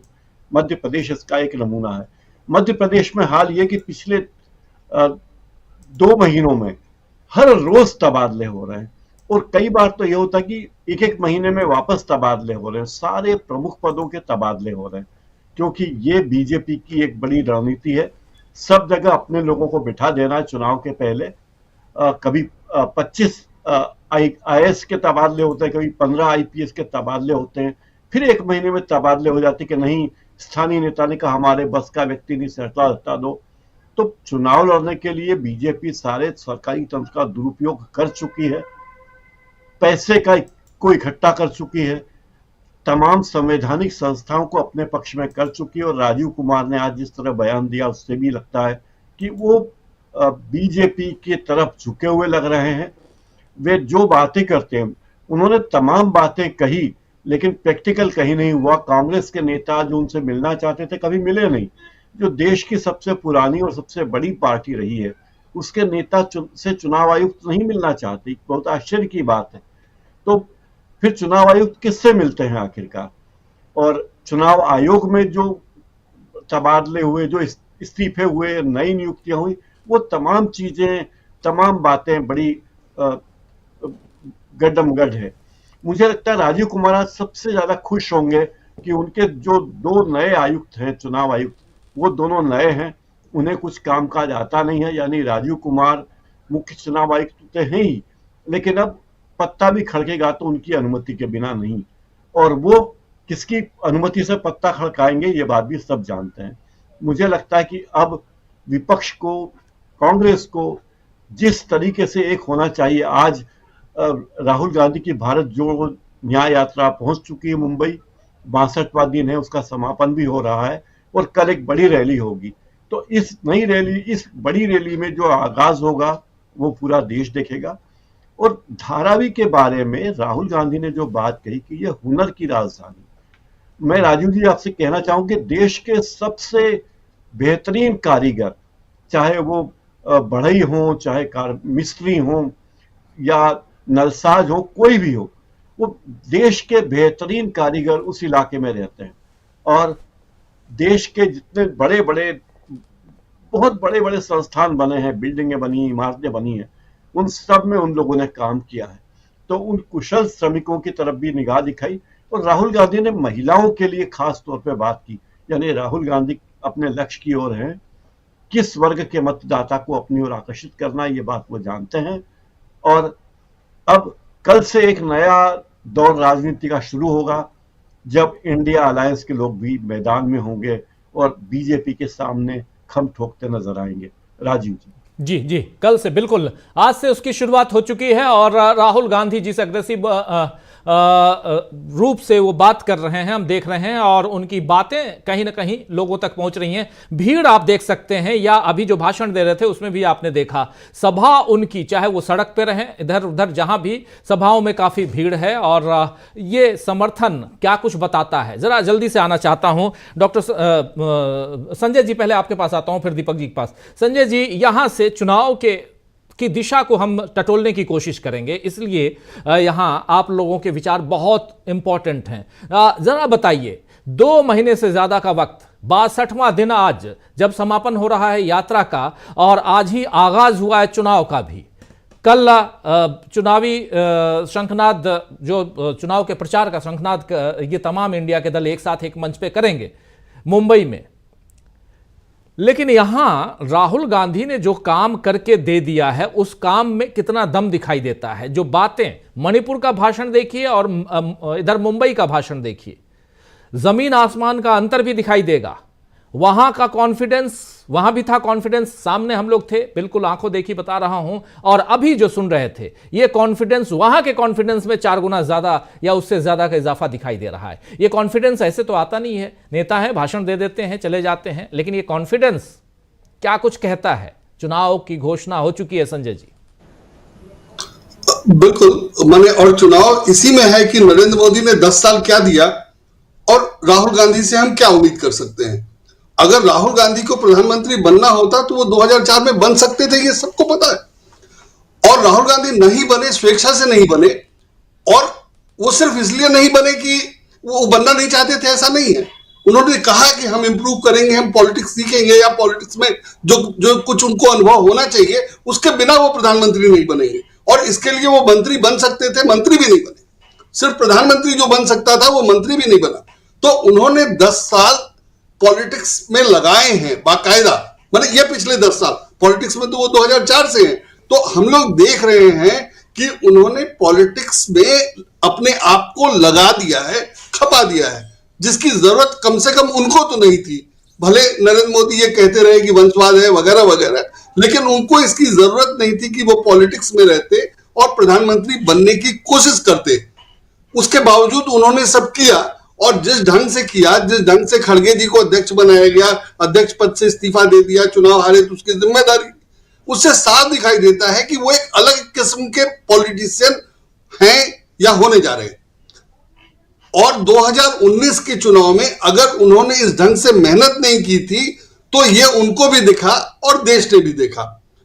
अब 2024 में उन्होंने पूरी तैयारी की है और वो चुनाव में लोगों से वोट मांग रहे हैं, और अपने लिए नहीं मांग रहे हैं, वो भी वोट देश के लिए ही मांग रहे हैं। अभी तक उन्होंने नहीं कहा है कि उनको प्रधानमंत्री बनना है, जैसे नरेंद्र मोदी कहते रहते थे, जबकि देश अध्यक्ष प्रधानमंत्री नहीं चुनता है, देश सांसद चुनता है और सांसद अपना प्रधानमंत्री चुनते हैं। तो उस हिसाब से नरेंद्र मोदी से काफी अलग है, ये दिखाई दे रहा है। तो जनता के पास एक विकल्प है कि वो भारतीय जनता पार्टी को चुने या कांग्रेस को चुने, जिसमें राहुल गांधी लीड कर रहे हैं। प्रधानमंत्री बनेंगे कि नहीं पता नहीं, और प्रधानमंत्री अगर वो खुद नहीं बनेंगे तो उसको बनाएंगे जो उनको उनसे भी बेहतर लगेगा। तो ये सारी बातें उनकी पॉजिटिविटी दिखा रही हैं। मुझे ऐसा लग रहा है कि ये सारी बातें जनता को पसंद आएंगी। और दूसरी तरफ अगर हम नरेंद्र मोदी को पसंद करने की बात करें तो किस लिए पसंद करें, वो अपनी जगह है। अगर नरेंद्र मोदी भी सत्ता में नहीं रहते तो उस हिसाब से तोला जाता, लेकिन अगर नरेंद्र मोदी 10 साल सत्ता में रहे हैं तो यह दिखाई दे रहा है कि उन्होंने क्या क्या काम किया। अखबारों में जो छपा नहीं छपा वो अपनी जगह है, वो अपनी जगह है कि अखबारों का क्या बायस है या मीडिया का क्या बायस है, लेकिन जनता तो भोग रही है, जनता तो देख रही है कि उसको क्या मिला और क्या नहीं मिला और क्या प्रचारित किया जा रहा है। तो उस हिसाब से मोदी सरकार के बारे में एक जनता का ओपिनियन होगा और दूसरा ओपिनियन राहुल गांधी के बारे में है, और दोनों में से एक को चुनना है। मुझे मोदी सरकार में ऐसा कुछ नजर नहीं आ रहा है, और अगर कुछ अच्छा है भी तो जनता ने उसको 10 साल देख लिया। तो मुझे लगता है कि राहुल गांधी को क्यों वोट नहीं देगी जनता, इसका मुझे कोई कारण नजर नहीं आ रहा है। जो बीजेपी के कट्टर समर्थक हैं, नरेंद्र मोदी के बहुत समर्थक भी हैं, वो क्यों नहीं चाहेंगे कि राहुल गांधी को आजमाया जाए, जबकि वो नरेंद्र मोदी को अच्छी तरह से देख चुके हैं। तो नरेंद्र मोदी में यह है कि उनका वोट उनको इनकम्बेंसी का नुकसान ना हो जाए, इसलिए वो कैंडिडेट बदल दे रहे हैं, और कैंडिडेट बदल के वो पवन सिंह जैसे कैंडिडेट को चुन रहे हैं जो खुद ही चुनाव लड़ने से मना कर रहा है। तो इस सब का जो नुकसान दिखाई दे रहा है वो बहुत ही भारी होना चाहिए। अब मीडिया वैसे प्रेजेंट नहीं कर रहा है, मुझे नहीं पता कि वो जनता में कितना कन्वे हो पा रहा है, लेकिन हो ही रहा होगा। आजकल मीडिया पे कौन डिपेंडेंट है खबर के लिए, तो इसलिए, और लोग मैंने वोट देने के लिए बात भी करते हैं लोगों से, वो सब अपनी जगह है, तो उसका असर हो ही रहा। लेकिन मुझे लगता है कि कोई ऐसा कारण नहीं है कि लोग राहुल गांधी को आजमाने की कोशिश, आजमाना ना चाहें। मैंने जीतना और उनसे अच्छे की उम्मीद करना तो बात की बात है, वो सब अगर ना भी हो तो कोई भी चाहेगा कि राहुल गांधी को आजमाया क्यों नहीं जाए। और जो नरेंद्र मोदी ने वंशवाद की शिकायत करके जो सब प्रचारित किया था, उससे तो उन्होंने ये भी प्रूव कर दिया कि जो वंशवाद से नहीं आता है वो कितना खराब और कमजोर होता है, और वो इनके इलेक्ट्रल बॉन्ड से भी दिखाई दे रहा है, और बाकी तमाम चीजों से दिखाई दे रहा है। अलग अलग उस पर स्पेसिफिक जाने की जरूरत नहीं है, लेकिन ये राहुल गांधी ने अपनी यात्रा से, और संयोग देखिए कि यात्रा उनकी जिस दिन खत्म होती है उसी दिन चुनाव हो रहा है, तो ये सब भी एक प्लानिंग है। और प्लानिंग में एक तरफ इनकी प्लानिंग है और दूसरी तरफ इनका नुकसान है कि एन चुनाव की घोषणा से पहले एक चुनाव आयुक्त इस्तीफा दे देता है, आपको चुनाव आयुक्त खुद नियुक्त करते हैं और आप खुद ही चुनाव लड़ रहे हैं। ये व्यवस्था ही गड़बड़ है। अगर आपने जीत लिया, अगर आपने ऐसा कर लिया और सुप्रीम कोर्ट ने उस पर ऐतराज नहीं किया, जनता उसको झेल ले रही है। तो ये सारी व्यवस्था तो जनता देख रही है ना कि आप क्या कर रहे हैं और कैसे चुनाव जीतना चाहते हैं और सामने वाला क्या कर रहा है। तो अगर सामने वाला चुनाव जीतने के लिए आप पर भरोसा, वोटर पे भरोसा कर रहा है और दूसरा किसी भी तरह पैसे के दम पर झूठ सच बोलकर चुनाव आयुक्त को अपने अपने फेवर का चुनाव आयुक्त रख करके वगैरह वगैरह कर रहा है, तो ये जनता देखेगी, दिखाई दे रहा होगा। और बिल्कुल अगर जनता अच्छी चीज पसंद करेगी तो राहुल गांधी की बारी है, ऐसा मुझे बिल्कुल बिल्कुल बिल्कुल बिल्कुल आप सही कह रहे हैं। यहां से चुनाव किस दिशा में जा रहा है, क्या आज जो चुनाव की घोषणा, तमाम चीजें स्क्रीन पे देख रहे हैं, कितने चरणों में मतदान है, 7 चरणों में चुनाव होने हैं, मतदान है मतलब 7 चरणों में, उसके बाद 4 जून, लंबा वक्त है अभी। उम्मीद हम लोग यही कर रहे थे कि मई के महीने में ही 20-25 मई तक अमूमन प्रधानमंत्री नए जो हैं वो ओथ ले लेते हैं, लेकिन इस बार ये 4 जून को काउंटिंग है और उससे पहले एक लंबा वक्त गुजरेगा और लगभग 40-45 दिनों का ये चुनाव के जिस दिन से पहले मतदान से लेकर आखिरी काउंटिंग तक में 40-42-45 दिनों का जो समय है, इतने समय तक पहले और आखिरी में आखिर ईवीएम की कितनी सुरक्षा रहेगी और इसकी गारंटी कौन देगा, या जैसे आज कह रहे थे उस कॉन्फिडेंस के साथ राजीव कुमार जो देश के चीफ इलेक्शन कमिश्नर हैं, वो कॉन्फिडेंस, उस कॉन्फिडेंस में, उस आत्मविश्वास में वो ट्रांसपेरेंसी भी रहेगी, वो भरोसा भी दिलाएंगे क्या कि यहां कोई छेड़छाड़ नहीं, कोई अदला बदली नहीं, सब कुछ ठीक होगा। और या वो जैसी बातें यहां कर रहे थे तो वो साफ दिखाई दे रहा था कि मैं सत्ता पक्ष के साथ बैठा हुआ हूं और हमारा जो चाबुक है वो वैसे ही चलेगा विपक्षी दलों पे, जिसमें राहुल गांधी को पहले से ही आप नोटिस दे देते हैं कि जुबान संभाल के बात करना आने वाले चुनाव में। लेकिन यहां समझना चाहता हूं डॉक्टर दीपक पाचपोर जी, राहुल गांधी मुंबई में, प्रियंका गांधी भी उनके साथ हैं, अभी आप देख रहे थे, कितना असरकारक ये उनकी यात्रा जो है कितना असरकारी यहां पर दिखाई देती है। और इसलिए भी क्योंकि यहां से कल से जो होने वाला है वो कहीं ना कहीं अब भगदड़ जो बीजेपी के अंदर, जिसकी बात कर रहे थे जयशंकर जी और हमारे साथी, कि जो बीजेपी के अंदर की जो भगदड़ है वो भी दिखाई दे रही है, धीरे धीरे ही सही। संजय कुमार सिंह साहब भी बता रहे थे सब कि धीरे धीरे ही सही, लेकिन वो आ रहा है। ना दिखाए मीडिया का एक धड़ा जो है कि अंदर खाने कितनी तकलीफ है, कितनी परेशानी है, लेकिन चुनाव इतना आसान दिखाई देता है क्या? और सबसे बड़ी बात कि क्या यहां राहुल गांधी ने कुछ मसाला तैयार कर दिया है? सड़क जो है वो तैयार है, बस दौड़ने की जरूरत है। राजीव जी देखिए, अगर हम धारावी से बात शुरू करें तो मैं आपको बताऊं कि धारावी का महत्व क्या है। जब राजीव गांधी जब प्रधानमंत्री थे तो सबसे पहले यहीं पर धारावी के विकास के लिए पीएमजीपी नाम का एक प्रोजेक्ट लाया गया था, प्राइम मिनिस्टर ग्रांट प्रोजेक्ट। उसके जरिए धारावी के पूरे तरीके से उसको एक सुधारने की कोशिश थी। अनफॉर्चुनेटली वो प्रोजेक्ट बहुत ज्यादा शुरुआत भी नहीं हो पाई थी कि उसके पहले ही उस सरकार को जाना पड़ा। उसके बाद तो राजीव गांधी की मृत्यु हो गई। उसके बाद देखिए, हालांकि धारावी के अंदर बंबई की जो आबादी है उसका मुश्किल से 3-4% ही रहता है, लेकिन उसका असर देखिए कितना जबरदस्त है। वो बिल्कुल बंबई के लगभग मध्य में है। जिस समय भारतीय जनता पार्टी और शिवसेना की सरकार जो आई थी तो उसका जो सबसे बड़ा वादा ये था कि धारावी में 55 लाख जो है मकान हम बना के देंगे।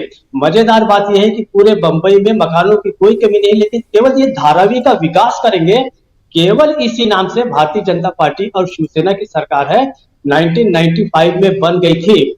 अभी आप ये भी याद कीजिए कि इसी बस्ती में स्लमडॉग मिलियनेयर की शूटिंग हुई थी और उसके बल पे उस फिल्म को 7, 8, 9 जो है वो ऑस्कर पुरस्कार मिल गए। तो धारावी का महत्व आप देखिए कि कितना जबरदस्त है कि इसके कारण पूरी की पूरी बंबई जो है प्रभावित होती है। हालांकि बंबई का जो एक कल्चर है और बंबई का जो चरित्र है वो एक अलग तरह का है। मूल रूप से यहाँ दक्षिण भारतीय लोगों ने आके इसको बसाना शुरू किया था, बाद में सभी वर्ग के लोग आ गए वगैरह वगैरह, एक अलग बात है। दूसरी बात, इसके बाद ये हुआ था कि वो जो पीएमजीपी प्रोजेक्ट खत्म हुआ, शिवसेना भी उसको कुछ बहुत अच्छे तरीके से वो नहीं कर पाई थी। 2013 में उस समय जो है प्रधानमंत्री डॉक्टर मनमोहन सिंह ने जो है उसको फिर से प्रोजेक्ट को रिवाइव करने की कोशिश की थी, लेकिन दुर्भाग्य से वो भी नहीं हुआ। अब जो यहाँ पर अडानी की नजर है कि इसको पूरा का पूरा जो किया जाएगा, उसी को आज राहुल गांधी ने एक्सपोज कर दिया है।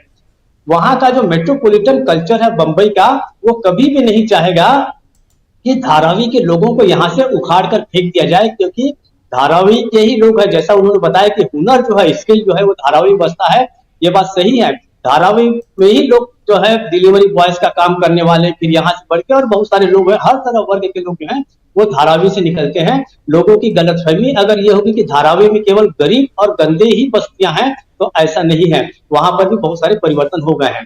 खैर, अब मैं दूसरे इसमें जाता हूँ राजीव जी की ये जो प्लान बनाया गया है उसमें आप देखिए कि पहले जो 3 तारीखें हैं, 19 अप्रैल, 26 अप्रैल और 7 मई, इन तीनों ही तारीखों में 385 जो ये है क्या नाम लोकसभा की सीटें हैं, उनमें चुनाव जो है वो निपट जाते हैं। अब इसके बाद आपको लगभग एक महीना आपको और क्यों खींचे जाने की जरूरत है? इससे ही साफ है कि आप प्रधानमंत्री को भरपूर समय देना चाहते हैं उनको अपना प्रचार करने के लिए। मतलब ये जो 1.25 महीना 1.5 महीने का इन्होंने जो प्रोग्राम बनाया है, इतने दिनों में तो राम गोपाल वर्मा अपनी पूरी फिल्म पूरी कर लेते हैं, या आईपीएल का टूर्नामेंट है वो भी खत्म हो जाता है। लेकिन इस तरीके से जो पूरे देश के जो प्रशासकीय जो क्षमता है, हमारे जो पुरुषार्थ को जो आप जो कमतर करके बता रहे हैं दुनिया के सामने, ये बहुत ही आपत्तिजनक है।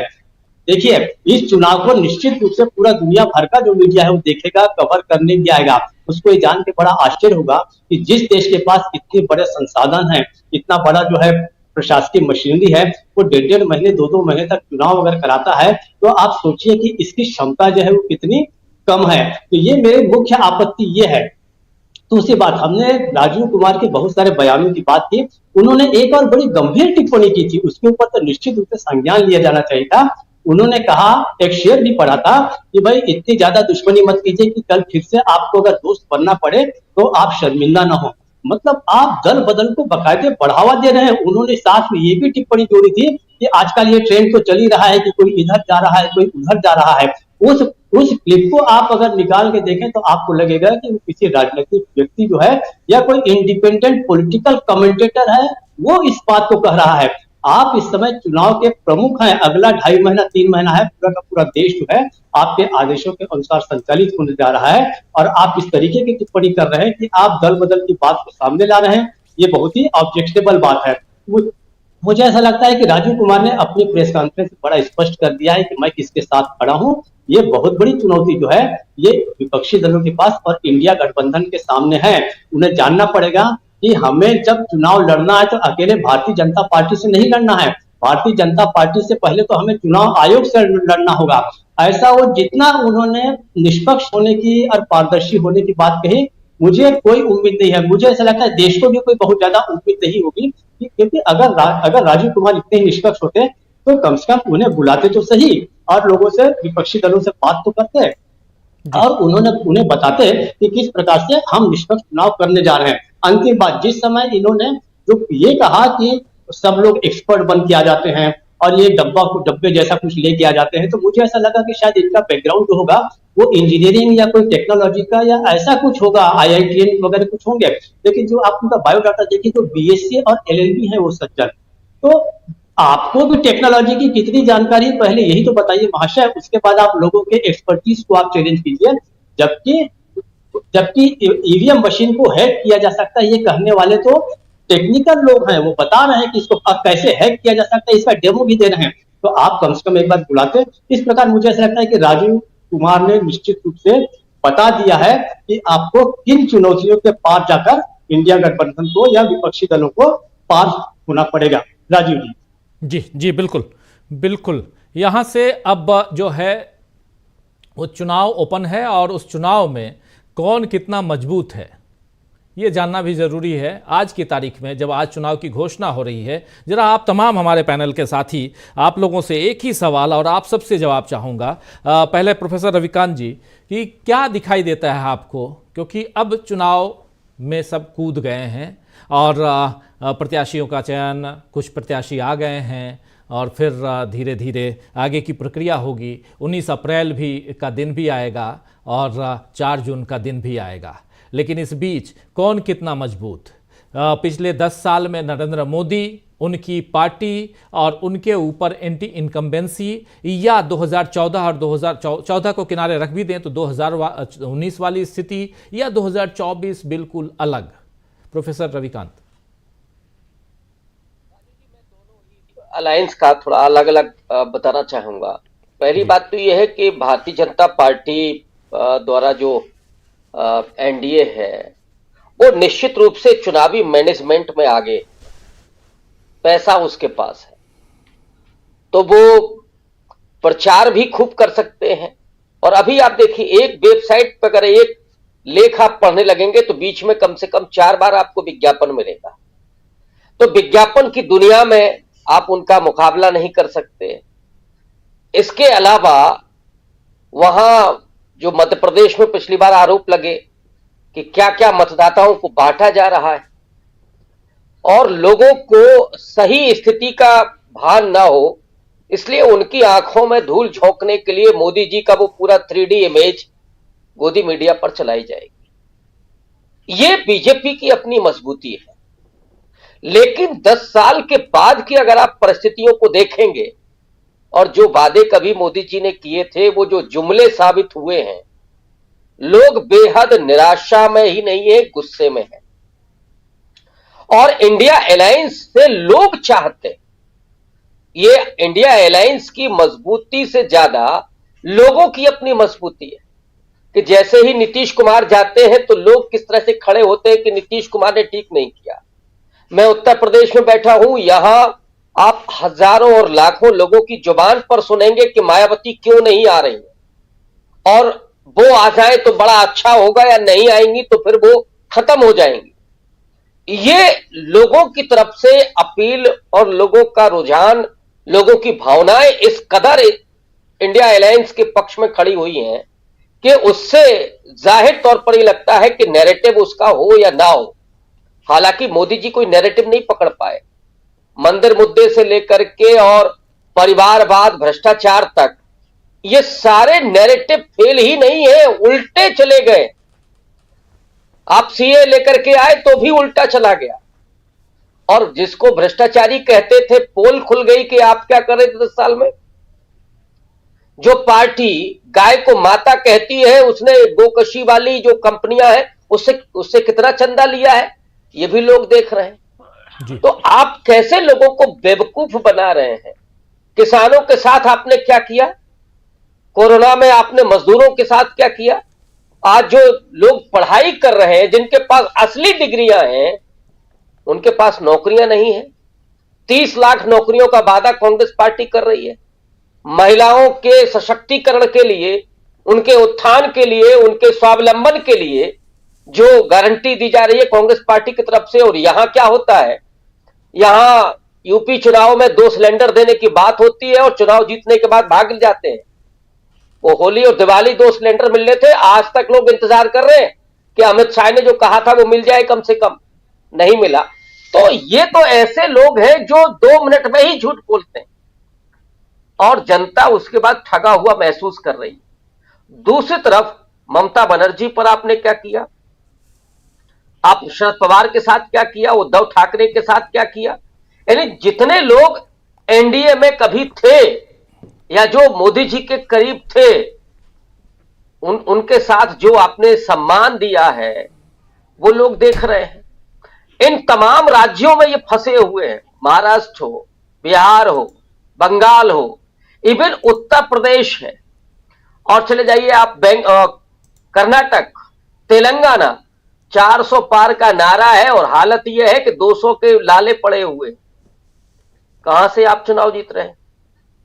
तो इंडिया अलायंस बेहद मजबूत दिखाई पड़ रहा है और उसमें 2-3 किरदार, राहुल गांधी तो केंद्र में है ही। सड़क की राजनीति उन्होंने की, जिसे लोग कहते हैं साहब विपक्ष सड़क पर नहीं है। राहुल गांधी ने वो कमी पूरी की जो कभी लोहिया कहा करते थे कि अगर संसद सड़क अगर सूनी हो जाती है तो संसद आवारा हो जाती है। उस आवारा होने से राहुल गांधी ने बचाया और लोगों को बेसहारा होने से बचाया। जिस तरह का पूरा आक्रमण चल रहा था, नफरत, हिंसा का माहौल था, उसे साइकोलॉजिकल भी दूर करने में राहुल गांधी ने बहुत बड़ी भूमिका अदा की।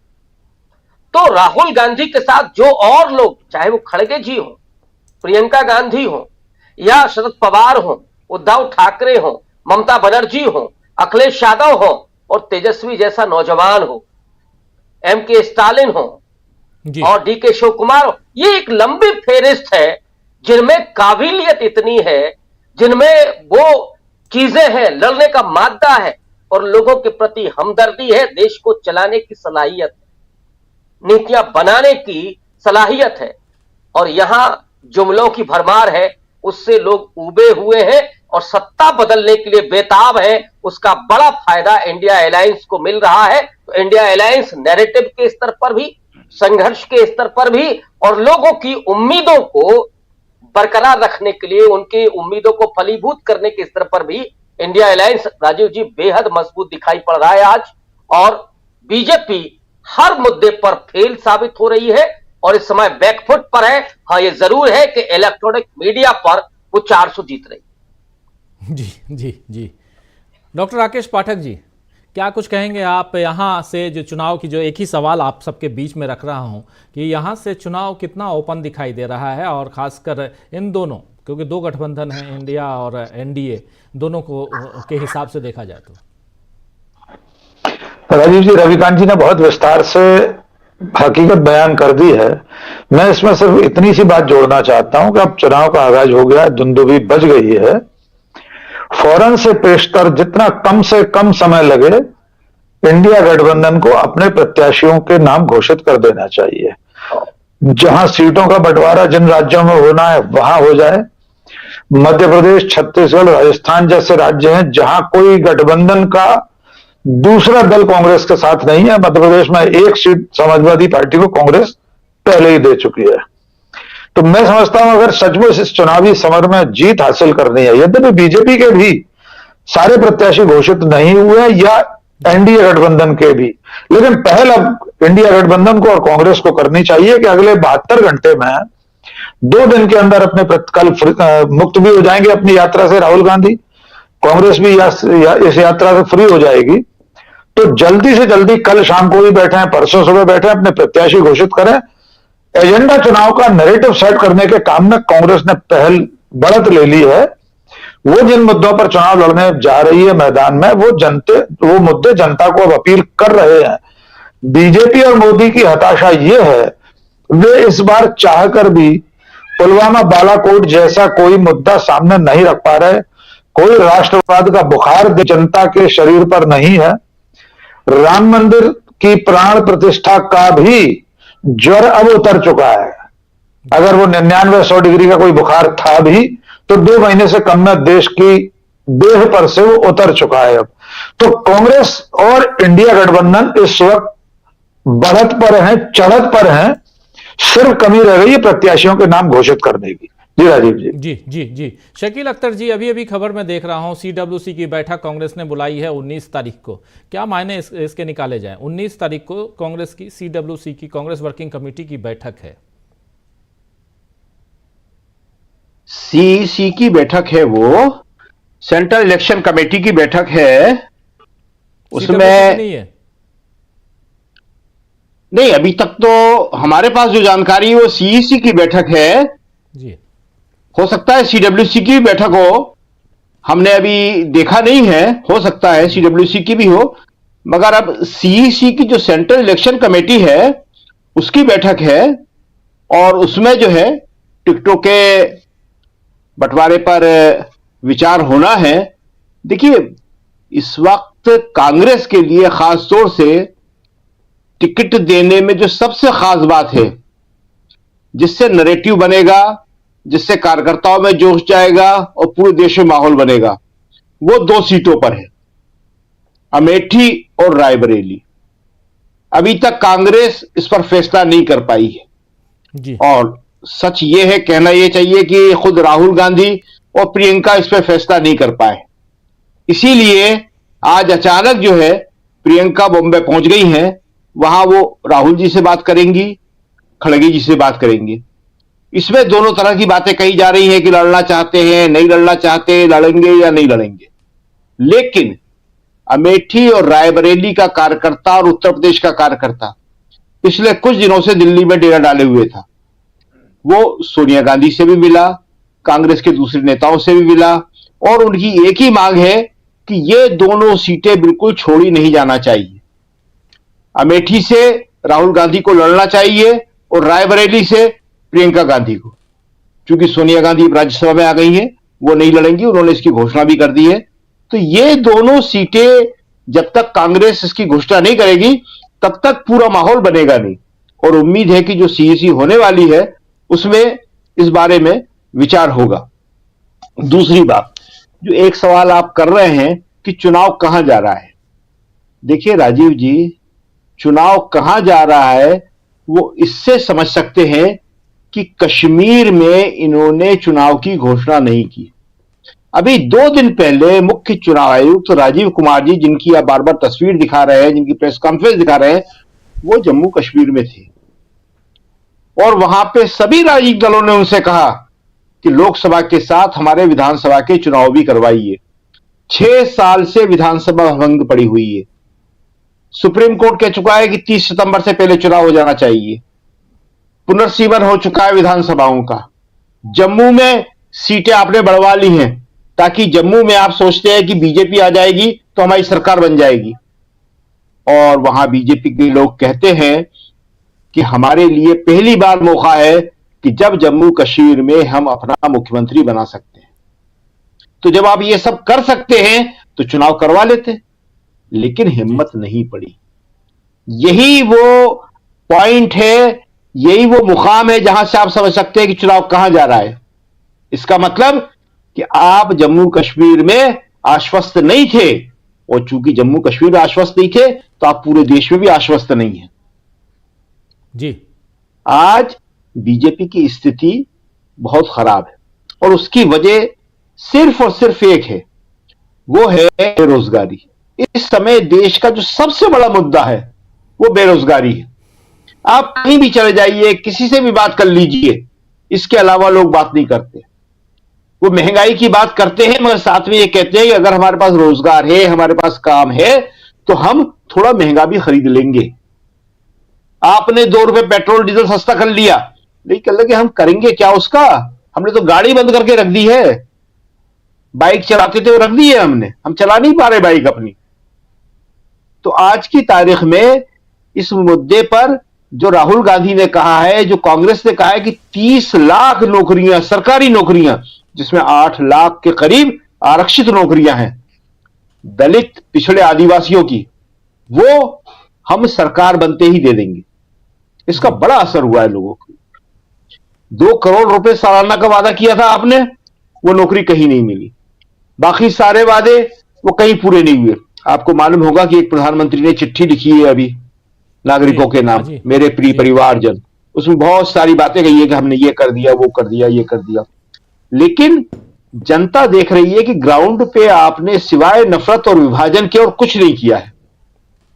और चुनाव आप कश्मीर से बहुत अच्छी तरह समझ सकते हैं कि अगर आप कश्मीर में चुनाव कराने की स्थिति में नहीं है, लद्दाख में आंदोलन चल रहा है, वहां चुनाव कराने की स्थिति में नहीं है, इसका मतलब आपकी हालत पतली है। दूसरी बात, आपने कहा 1 नेशन 1 इलेक्शन, पूर्व राष्ट्रपति को आपने विवाद में डाल दिया, उनकी अध्यक्षता में आपने एक कमेटी बना दी और चुनाव से ठीक पहले उस कमेटी की रिपोर्ट ले ली। कर देते सारी विधानसभाएं बंद, किसने रोका था?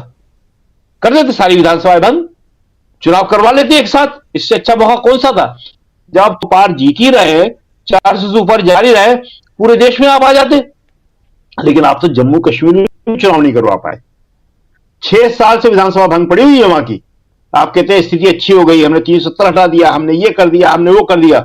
जो पत्र लिखा है उसमें 370 का बड़ा प्रमुखता के साथ जिक्र किया है जी। तो चुनाव जा रहा है वहीं पे जहां आप कह रहे हैं कि चुनाव खुला हुआ है, चुनाव पूरी तरह ओपन है जी।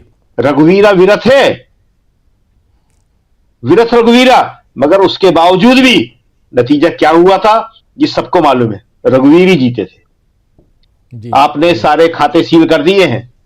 सील खाते किसके होना चाहिए थे? जो इलेक्टोरल बॉन्ड अवैध घोषित हो चुके हैं, असंवैधानिक हो चुके हैं। तो पैसा संवैधानिक कैसे हो गया? वो पैसा भी असंवैधानिक हो गया और पैसा भी जब्त हो जाना चाहिए था फौरन, लेकिन वो नहीं हुआ। 6000 करोड़ से ऊपर खाली इससे मिले हैं, बाकी चंदे की बात तो छोड़ दीजिए।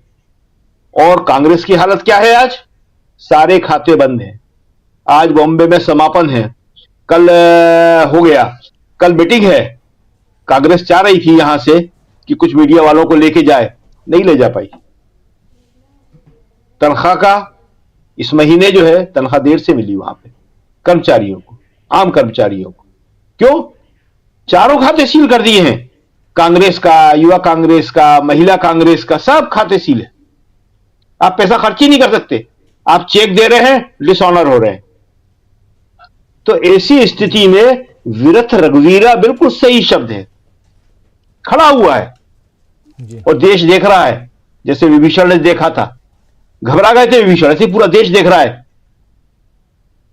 लेकिन उसके बाद नतीजा क्या हुआ वो भी सबको मालूम है। और क्यों हुआ? क्योंकि देश की समस्याओं को आपने एड्रेस किया ही नहीं, सिर्फ नफरत और विभाजन के सहारे आपने 10 साल निकाल लिए हैं। लेकिन अब नफरत और विभाजन के सहारे आपको 2024 में वोट मिलने वाला नहीं है। 2024 में लोग वोट इसीलिए देंगे कि हमें नौकरी मिले, हमारे बच्चों को रोजगार मिले। जी साहब। बिल्कुल बिल्कुल बिल्कुल। एक विजुअल है, ये जरूर दिखाना चाहता हूं। इस वक्त संविधान की शायद प्रस्तावना या न्याय दरअसल स्वतंत्रता, समानता और भाईचारे का ही दूसरा नाम है। ये यहाँ पढ़ रहे हैं और लगातार अलग अलग ढंग से तैयारियां। जरा इसको फुल स्क्रीन क्या चल रहा है, जरा अगर आवाज साउंड दे पाए तो जरा दिखाइए क्या चल रहा है। हम भारत के लोग भारत को एक संपूर्ण प्रभुत्व संपन्न, समाजवादी, पंथ निरपेक्ष, लोकतंत्रात्मक गणराज्य बनाने के लिए तथा उसके समस्त नागरिकों को सामाजिक, आर्थिक और राजनैतिक न्याय, विचार अभिव्यक्ति, विश्वास, धर्म और उपासना की स्वतंत्रता, प्रतिष्ठा और अवसर की समता कराने के लिए तथा उन सब में व्यक्ति की गरिमा और राष्ट्र की एकता और अखंडता सुनिश्चित करने वाली बंधुता बढ़ाने के लिए दृढ़ संकल्प होकर अपनी इस संविधान सभा में आज तारीख 26 नवंबर 1949 ईस्वी को एक द्वारा इस संविधान को अंगीकृत। तो सुन रहे थे आप यहाँ ये संविधान की प्रस्तावना का पाठ करते हुए कांग्रेस जन और राहुल गांधी, प्रियंका गांधी, ये तमाम। रविकांत जी कुछ कह रहे थे। जी रविकांत जी। राजीव जी, मैं खास तौर पर इसी पर आपका ध्यान आकृष्ट करना चाहता हूं और आपके मार्फत देश के करोड़ों लोगों तक ये बात पहुंचाना चाहता हूं कि ये जो आज किया गया संविधान की प्रस्तावना का पाठ हुआ, ये जवाब उस हैगड़े को है जिसने कुछ दिनों पहले ही कहा था कि हमारा जो लक्ष्य है 400 पार का, वो इसलिए कि हम संविधान बदलना चाहते हैं। और ये जो आज कांग्रेस पार्टी की तरफ से हुआ है, पिछले 10 साल में इस देश का जो बहुजन तबका है, दलित, पिछड़ा और आदिवासी, लगातार छोटी छोटी गोष्ठियों से लेकर के बड़ी बड़ी सभाओं में लगातार संविधान के इस प्रस्तावना का पाठ कर रहा है। और इसलिए मैंने आपसे अवसर मांगा कि मुझे इस पर 1 मिनट के लिए बात करने का मौका मिले। ये लगातार हम लोग कर रहे हैं, 10 साल से कर रहे हैं, और आज बड़ी खुशी के साथ मुझे ये कहने में हर्ष हो रहा है कि कम से कम उस चीज को आज राहुल गांधी ने और कांग्रेस पार्टी ने एंडोर्स किया और समूचा देश और संविधान को बचाने के लिए इसी तरह से खड़ा होगा और उन तमाम हैगड़ों को ये जवाब यहां से मिला है।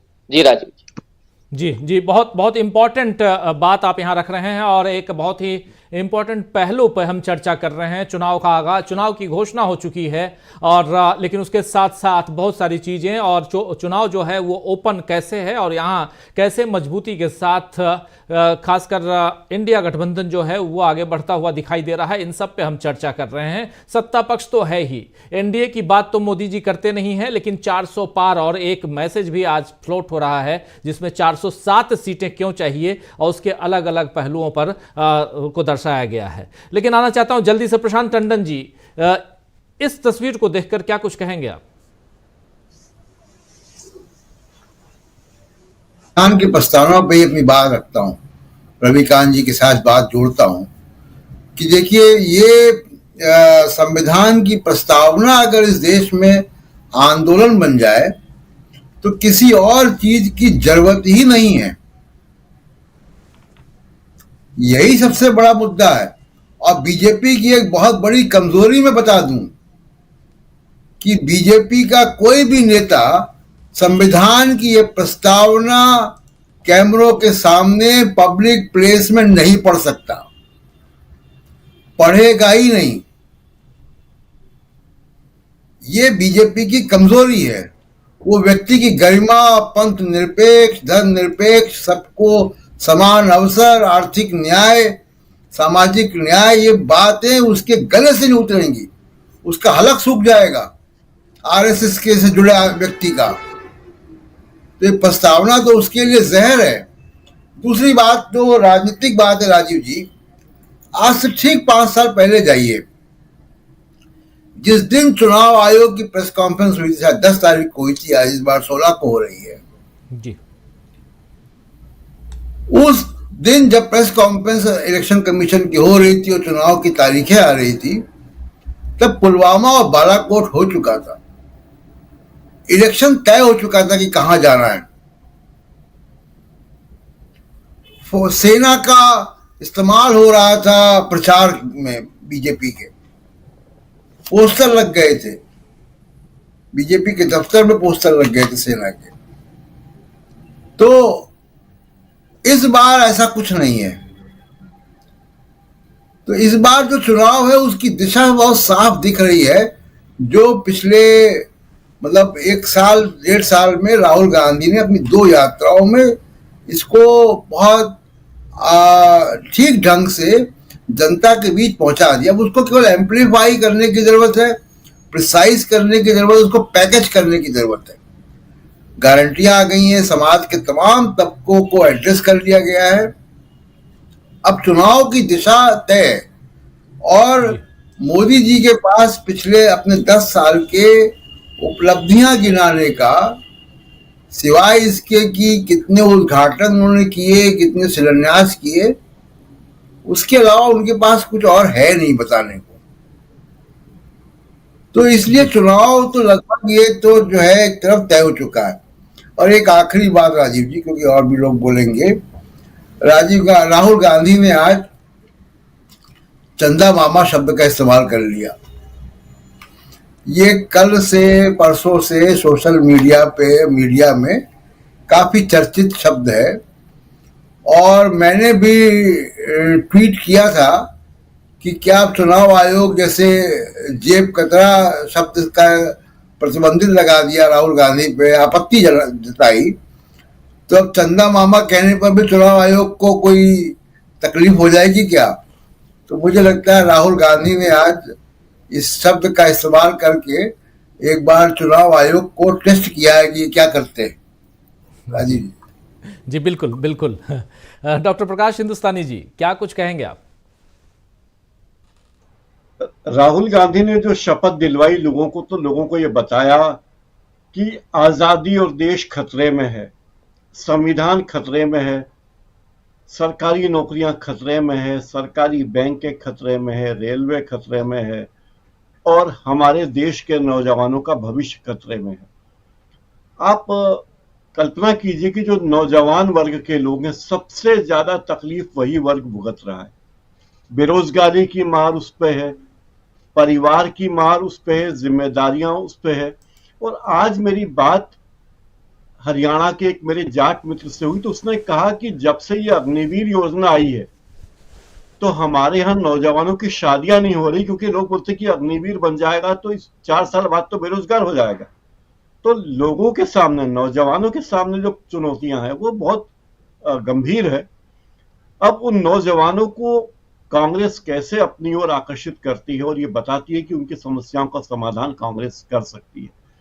अगर कांग्रेस ये करने में कामयाब हो जाती है पूरी तरह, जैसे दिख रही है होती हुई, अगर कांग्रेस इस पे कामयाब होती है तो निश्चित मानिए कि चुनाव एकदम बदल जाएगा, क्योंकि कांग्रेस के वोट तो अपने तय है ही, कांग्रेस के पुराने वोटर तय है ही, कांग्रेस के निष्ठावान मतदाताओं का एक बड़ा वर्ग है जो है ही।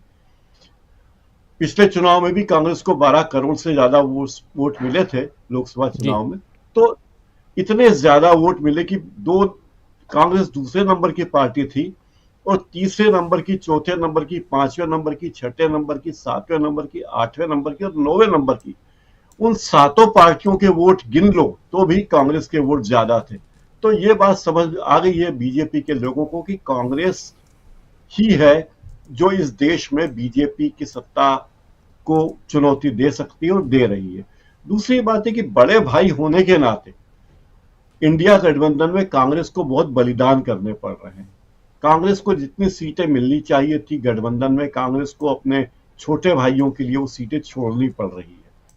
जी, छोटे भाइयों को का भी फर्ज है कि वे बड़े भाई कांग्रेस के इस बलिदान को याद रखें और चुनाव में बीजेपी को हराने के लिए, संविधान को बचाने के लिए, लोकतंत्र को बचाने के लिए कांग्रेस के साथ खुलकर काम करें और छोटे मोटे मतभेदों को भुला दें, क्योंकि सारे मतभेद भुलाकर अपनी सीटों का बलिदान करने का एकमात्र कार्य कांग्रेस ही करे, ये ठीक बात नहीं है। राजीव जी बिल्कुल बिल्कुल। संजय जी, जल्दी से आपके पास आना चाहता हूं, क्या कुछ आप देखते हैं, चुनाव की हम बात कर रहे हैं, कांग्रेस, बाकी इंडिया गठबंधन और चुनाव कितना ओपन?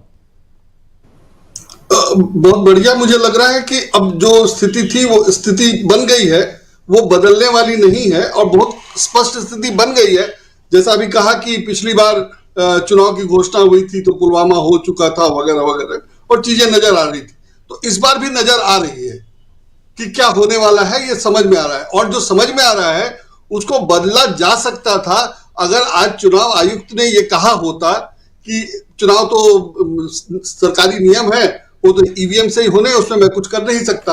अगर वो रात में सोच करके उन्होंने वो शेर लिखा था तो उसकी बजाय वो ये तर्क दे देते तो लगता कि वो निष्पक्ष है, और भले निष्पक्ष ना होते लोगों को ये लगता कि चुनाव आयुक्त तो निष्पक्ष है, मोदी जी ने बनाया, फिर भी निष्पक्षता की बात कर रहे हैं और उन्होंने कह दिया कि वो तो सरकार करती है और जो सरकार ने कर दिया उसमें मैं कुछ कर ही नहीं सकता हूं, जो उनकी स्थिति वाकई है मुझे लगता है। तो ये वो कह देते तो बहुत बढ़िया हो सकता था। तो मुझे लगता है कि वो और बीजेपी ये मौका चूक गए और अब कुछ नहीं होने वाला है। वो मैं इसलिए कहता हूं कि अपना ये लाइफ बॉय का विज्ञापन, घड़ी डिटर्जेंट का विज्ञापन, निरमा का विज्ञापन बहुत बढ़िया है और बहुत चलता है, लेकिन मुझे नहीं लगता कि हम में से कोई उसको उपयोग करता होगा या विज्ञापन के प्रभाव में कभी आया होगा। मैंने तो आज तक एक भी बार नहीं खरीदा है ये तीनों प्रोडक्ट, और तीनों के विज्ञापन पे मैं फिदा हूं। तो मुझे लगता है कि एक समय के बाद एक प्रोडक्ट के लिए विज्ञापन का असर नहीं होता है। तो वो अब भले इलेक्शन कमीशन ने 1.5 महीना टाइम दिया है और बीजेपी के पास पैसा है तो वो प्रचार करती रहेगी, लेकिन वो लाइफ बॉय के विज्ञापन की तरह होना है कि जो खरीदता है वो खरीदेगा और जो नहीं खरीदता वो नहीं खरीदेगा। और सिर्फ लाइफ बॉय नहीं, और भी बहुत सारे प्रोडक्ट का मैं नाम गिना सकता हूं जिनका विज्ञापन बहुत बढ़िया है और कोई खरीदता नहीं, मतलब जो खरीदता है वही खरीदता है, वो विज्ञापन से नहीं बदलता है। तो मुझे लगता है कि बीजेपी की हालत अब वही हो गई है कि वो अब कुछ बदलने वाला नहीं है, जो उसके वोट है वो उसको मिलेंगे और अब वो कुछ भी कर ले उसको कुछ एड ऑन नहीं होना है। और जो स्थिति है उसमें लोग देख रहे हैं कि पिछले 10 साल उसने क्या दिया है, तो उसका असर होगा। देखते हैं आगे। उदाहरण बहुत शानदार आपने दिया, ये एग्जाम्पल जो है वो बहुत शानदार है और बहुत गहरी, अगर कहें तो वो अंदर तक पहुंचाने वाला उदाहरण है। जल्दी से एक छोटा सा कमेंट डॉक्टर दीपक पाचपोर जी, और फिर क्लोजिंग कमेंट के लिए जयशंकर जी के पास आता हूं। दीपक जी, क्या देखते हैं आप? अगर संविधान की शपथ ली जा रही है, ये पूरा का पूरा विपक्ष की लड़ाई का जो है वो निचोड़ है। आखिर वो जिस संविधान को बचाने का जो इतना बड़ा जो संघर्ष किया छेड़ा जा रहा है, तो ये जहां तक मेरा ख्याल है ये अंबेडकर पार्क है जहां पर बम्बई का, और ये उसी रास्ते पे धारावी से लग के दादर है। दादर में वहां पे बहुत बड़ा उनके नाम पर एक मेमोरियल बनाया गया है और यही वो जगह है। और यहाँ पर लगभग वहां के सारे दलित नेता, शायद यहाँ पे प्रकाश अंबेडकर भी पहुंचने वाले थे, मैं नहीं जानता वहां थे कि नहीं थे। तो ये जगह जाके जो अंतिम संदेश यहाँ पर से जो जा रहा है पूरे देश भर में जाएगा। अंतिम बात, ये जो लड़ाई है कांग्रेस, इंडिया गठबंधन और भारतीय जनता पार्टी या एनडीए की, वो संसाधन वर्सेस नैतिक बल की लड़ाई है। अगर इसमें हम ये कहें कि क्या कांग्रेस के पास इतनी ताकत है या इतने संसाधन, इतना पैसा है, मुझे लगता है कि वह सवाल अब खत्म हो गया है। कांग्रेस और इंडिया गठबंधन नैतिक रूप से इतने ऊपर चले गए हैं कि उसके सामने जो है एनडीए जो है अपने तमाम संसाधन, तमाम पैसों और तमाम फोर्स के बाद भी लड़ने में अक्षम इसलिए महसूस हो रहा है कि उसके पिछले 10 सालों के दौरान की सारी असफलताएं हैं, जबकि दूसरी इंडिया गठबंधन लगातार मजबूत हो रहा है। तो मुझे लगता है कि लड़ाई जो है वो अब बराबरी पे धीरे धीरे आ रही है।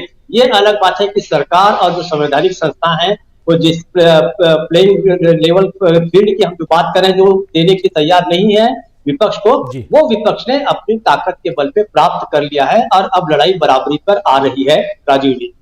जी जी जी, जयशंकर जी, सवाल वही, उसमें एक बात और जोड़ना चाहूंगा कि क्या अब इसमें इंडिया गठबंधन में और दलों की एंट्री भी हम उम्मीद करते हैं? हाँ, यकीनन अब जैसे प्रकाश अंबेडकर की पार्टी भी आ सकती है उसमें, और भी कई जगहों से इनवाइट किया गया है, कल के लिए इनवाइट किया गया है। पिछली बार भी बात बनते बनते रह गई थी, उसका नतीजा काफी खामियाजा कांग्रेस को भुगतना पड़ा था विधानसभा के चुनाव में। तो थोड़ा सा वही कांग्रेस को देखना पड़ेगा और बाकी जो क्षेत्रीय दल हैं उनको भी अपनी जमीनी हकीकत के हिसाब से ही राजनीतिक सौदेबाजी करनी होगी और ध्यान में रखना होगा कि हमारे सामने मुख्य लक्ष्य जो है भारतीय जनता पार्टी को न सिर्फ हराना है बल्कि देश में लोकतंत्र और संविधान को बचाना भी है। और देखिए, राहुल गांधी ने बहुत सही किया, आज धारावी में जो उन्होंने अपनी यात्रा का समापन किया। धारावी एक तरह से मिनी हिंदुस्तान है। हम भी वहां कभी आते जाते रहते थे, जब हम भी मुंबई में रहते थे, प्रकाश जानते हैं अच्छी तरह, हम लोग बहुत दिनों तक साथ में भी रहे। तो वहां से एक मैसेज देने की जो कोशिश की गई है, और अडानी की नजरें जो जिस तरह से जो झुग्गी झोपड़ बस्तियों या इस तरह के इलाकों में जो कच्ची बस्तियों में रहता है कि भाई वहां जाकर के अपना हम खोलेंगे, एम्पायर चलाएंगे, तो उसको संबोधित किया राहुल गांधी ने, यह भी एक अच्छा काम किया।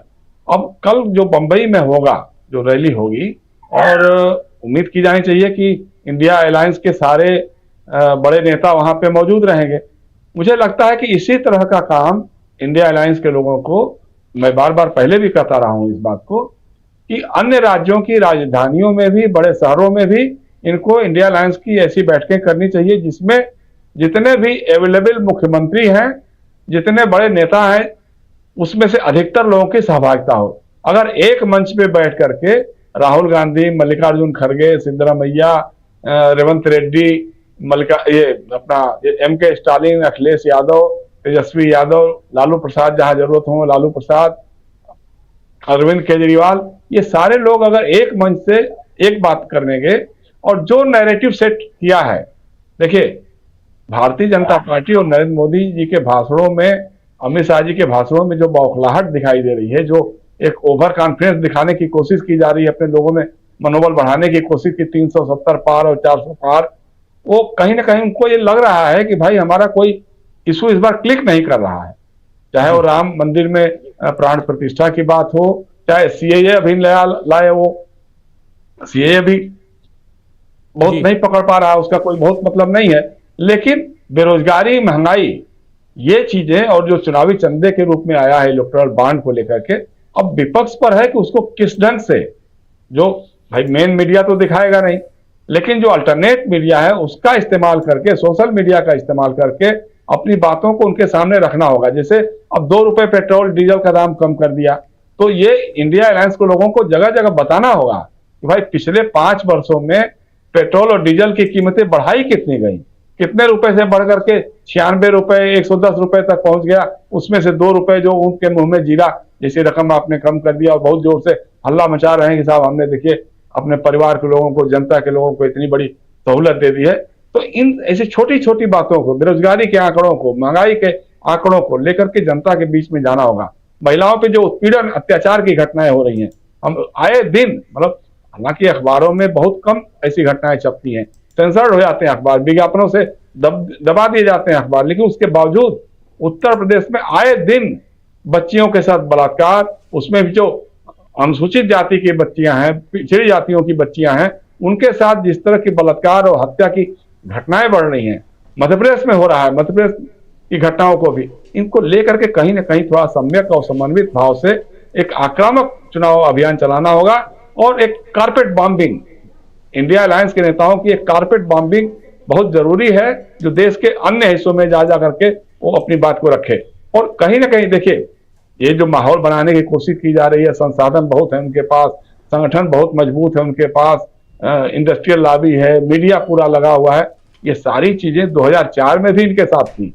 अटल बिहारी वाजपेयी जी की जब सरकार चल रही थी उस समय भी थी, और उस समय भी अपोजिशन के पास कोई प्रधानमंत्री पद का कोई वैकल्पिक चेहरा नहीं था, या सरकार बनाने के दावे भी उस ढंग से नहीं किए जा रहे थे। लेकिन यूपीए की सरकार बन गई, किसने सोचा था कि मनमोहन सिंह प्रधानमंत्री बन जाएंगे? तो ऐसा कुछ नहीं है। ये जो मीडिया के जरिए माहौल बनाया जा रहा है साहब, वाकई 400 के करीब तो पहुंच ही जा रहा है एनडीए अलायंस, और ये हो जाएगा वो हो जाएगा, ऐसी कोई बात नहीं है। चुनाव का मैदान एकदम खुला हुआ है। और देखिए, शकील कह रहे थे, मेरे मन में भी वही बात आ रही थी कि भाई जब आप जम्मू कश्मीर में लोकसभा का चुनाव करवा सकते हैं तो विधानसभा करवाने में क्या दिक्कत है?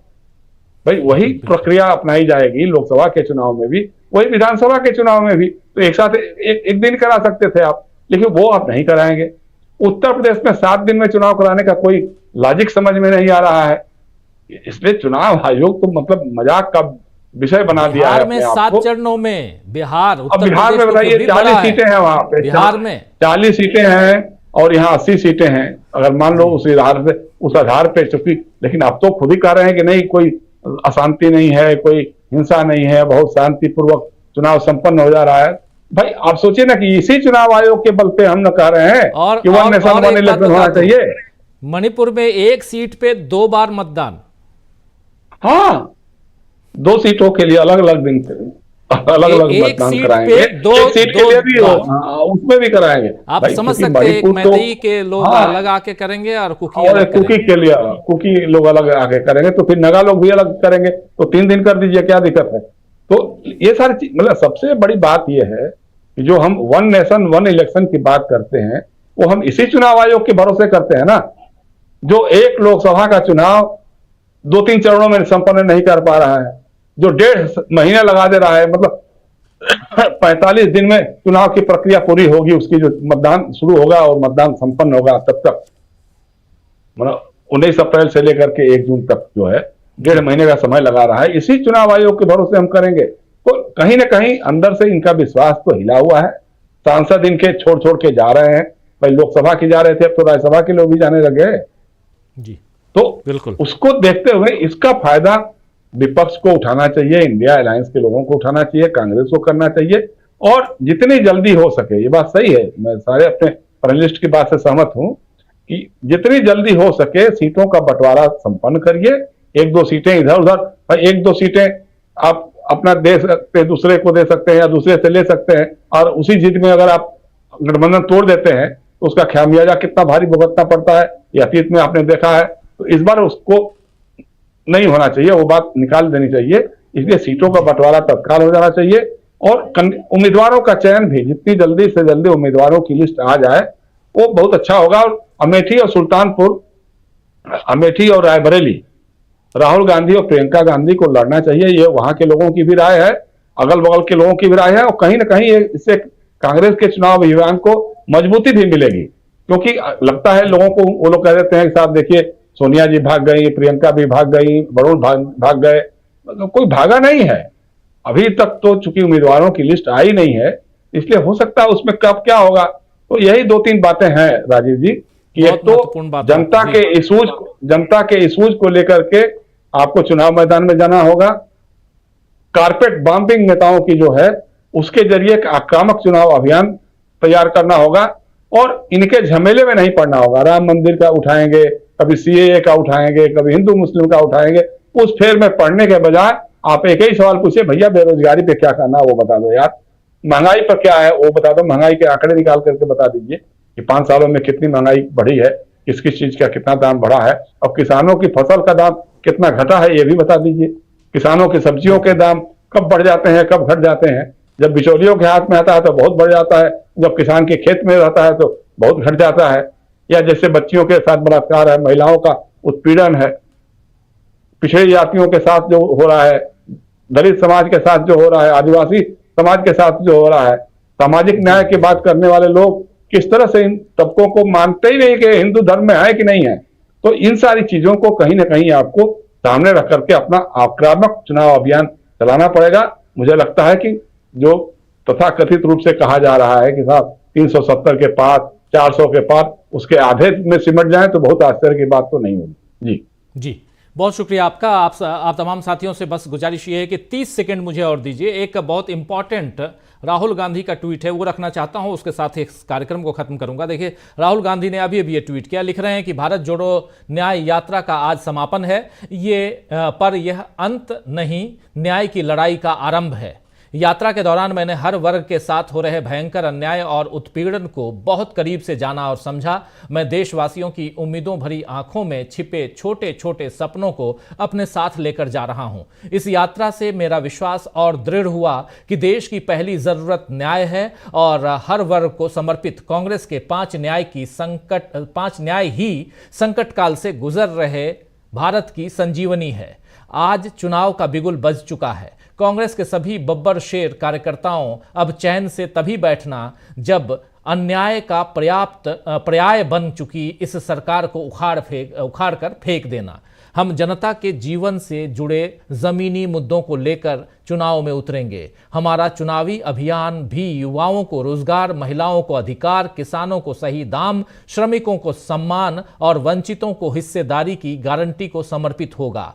तो उठाओ न्याय की मशालें और गांव-गांव, गली-गली ये संदेश पहुंचा दो। देश को बचाना है, इंडिया को जिताना है, जुड़ेगा भारत, जीतेगा इंडिया। ये राहुल गांधी का ये अभी थोड़ी देर पहले, क्योंकि आज उनकी यात्रा का समापन, और ये ट्वीट है। जरा स्क्रीन पे हमारे तमाम साथियों को ले आइए। ये ट्वीट राहुल गांधी का, और इससे साफ समझ में आ रहा है कि चुनाव, जो अभी आप कह रहे थे जयशंकर जी क्लोजिंग कमेंट में, चुनाव की दिशा राहुल गांधी ने खासकर इंडिया के लिए और अपनी पार्टी के लिए तय कर दी है। और इस छोटे से ट्वीट में सब कुछ उन्होंने लिख दिया है, जहां से वो एक जोश भर सकते हैं अपने कार्यकर्ताओं में, और क्या कुछ वो लेकर के आए हैं पूर्वोत्तर से, इस पश्चिम का राज्य महाराष्ट्र और उसमें भी उसकी राजधानी मुंबई, वहां पहुंचकर यात्रा का समापन और कल से शंखनाद। तो बहुत बहुत शुक्रिया अदा करना चाहता हूं आप तमाम साथियों का, जयशंकर जी आपका, डॉक्टर प्रकाश हिंदुस्तानी जी, डॉक्टर दीपक पाचपोर जी,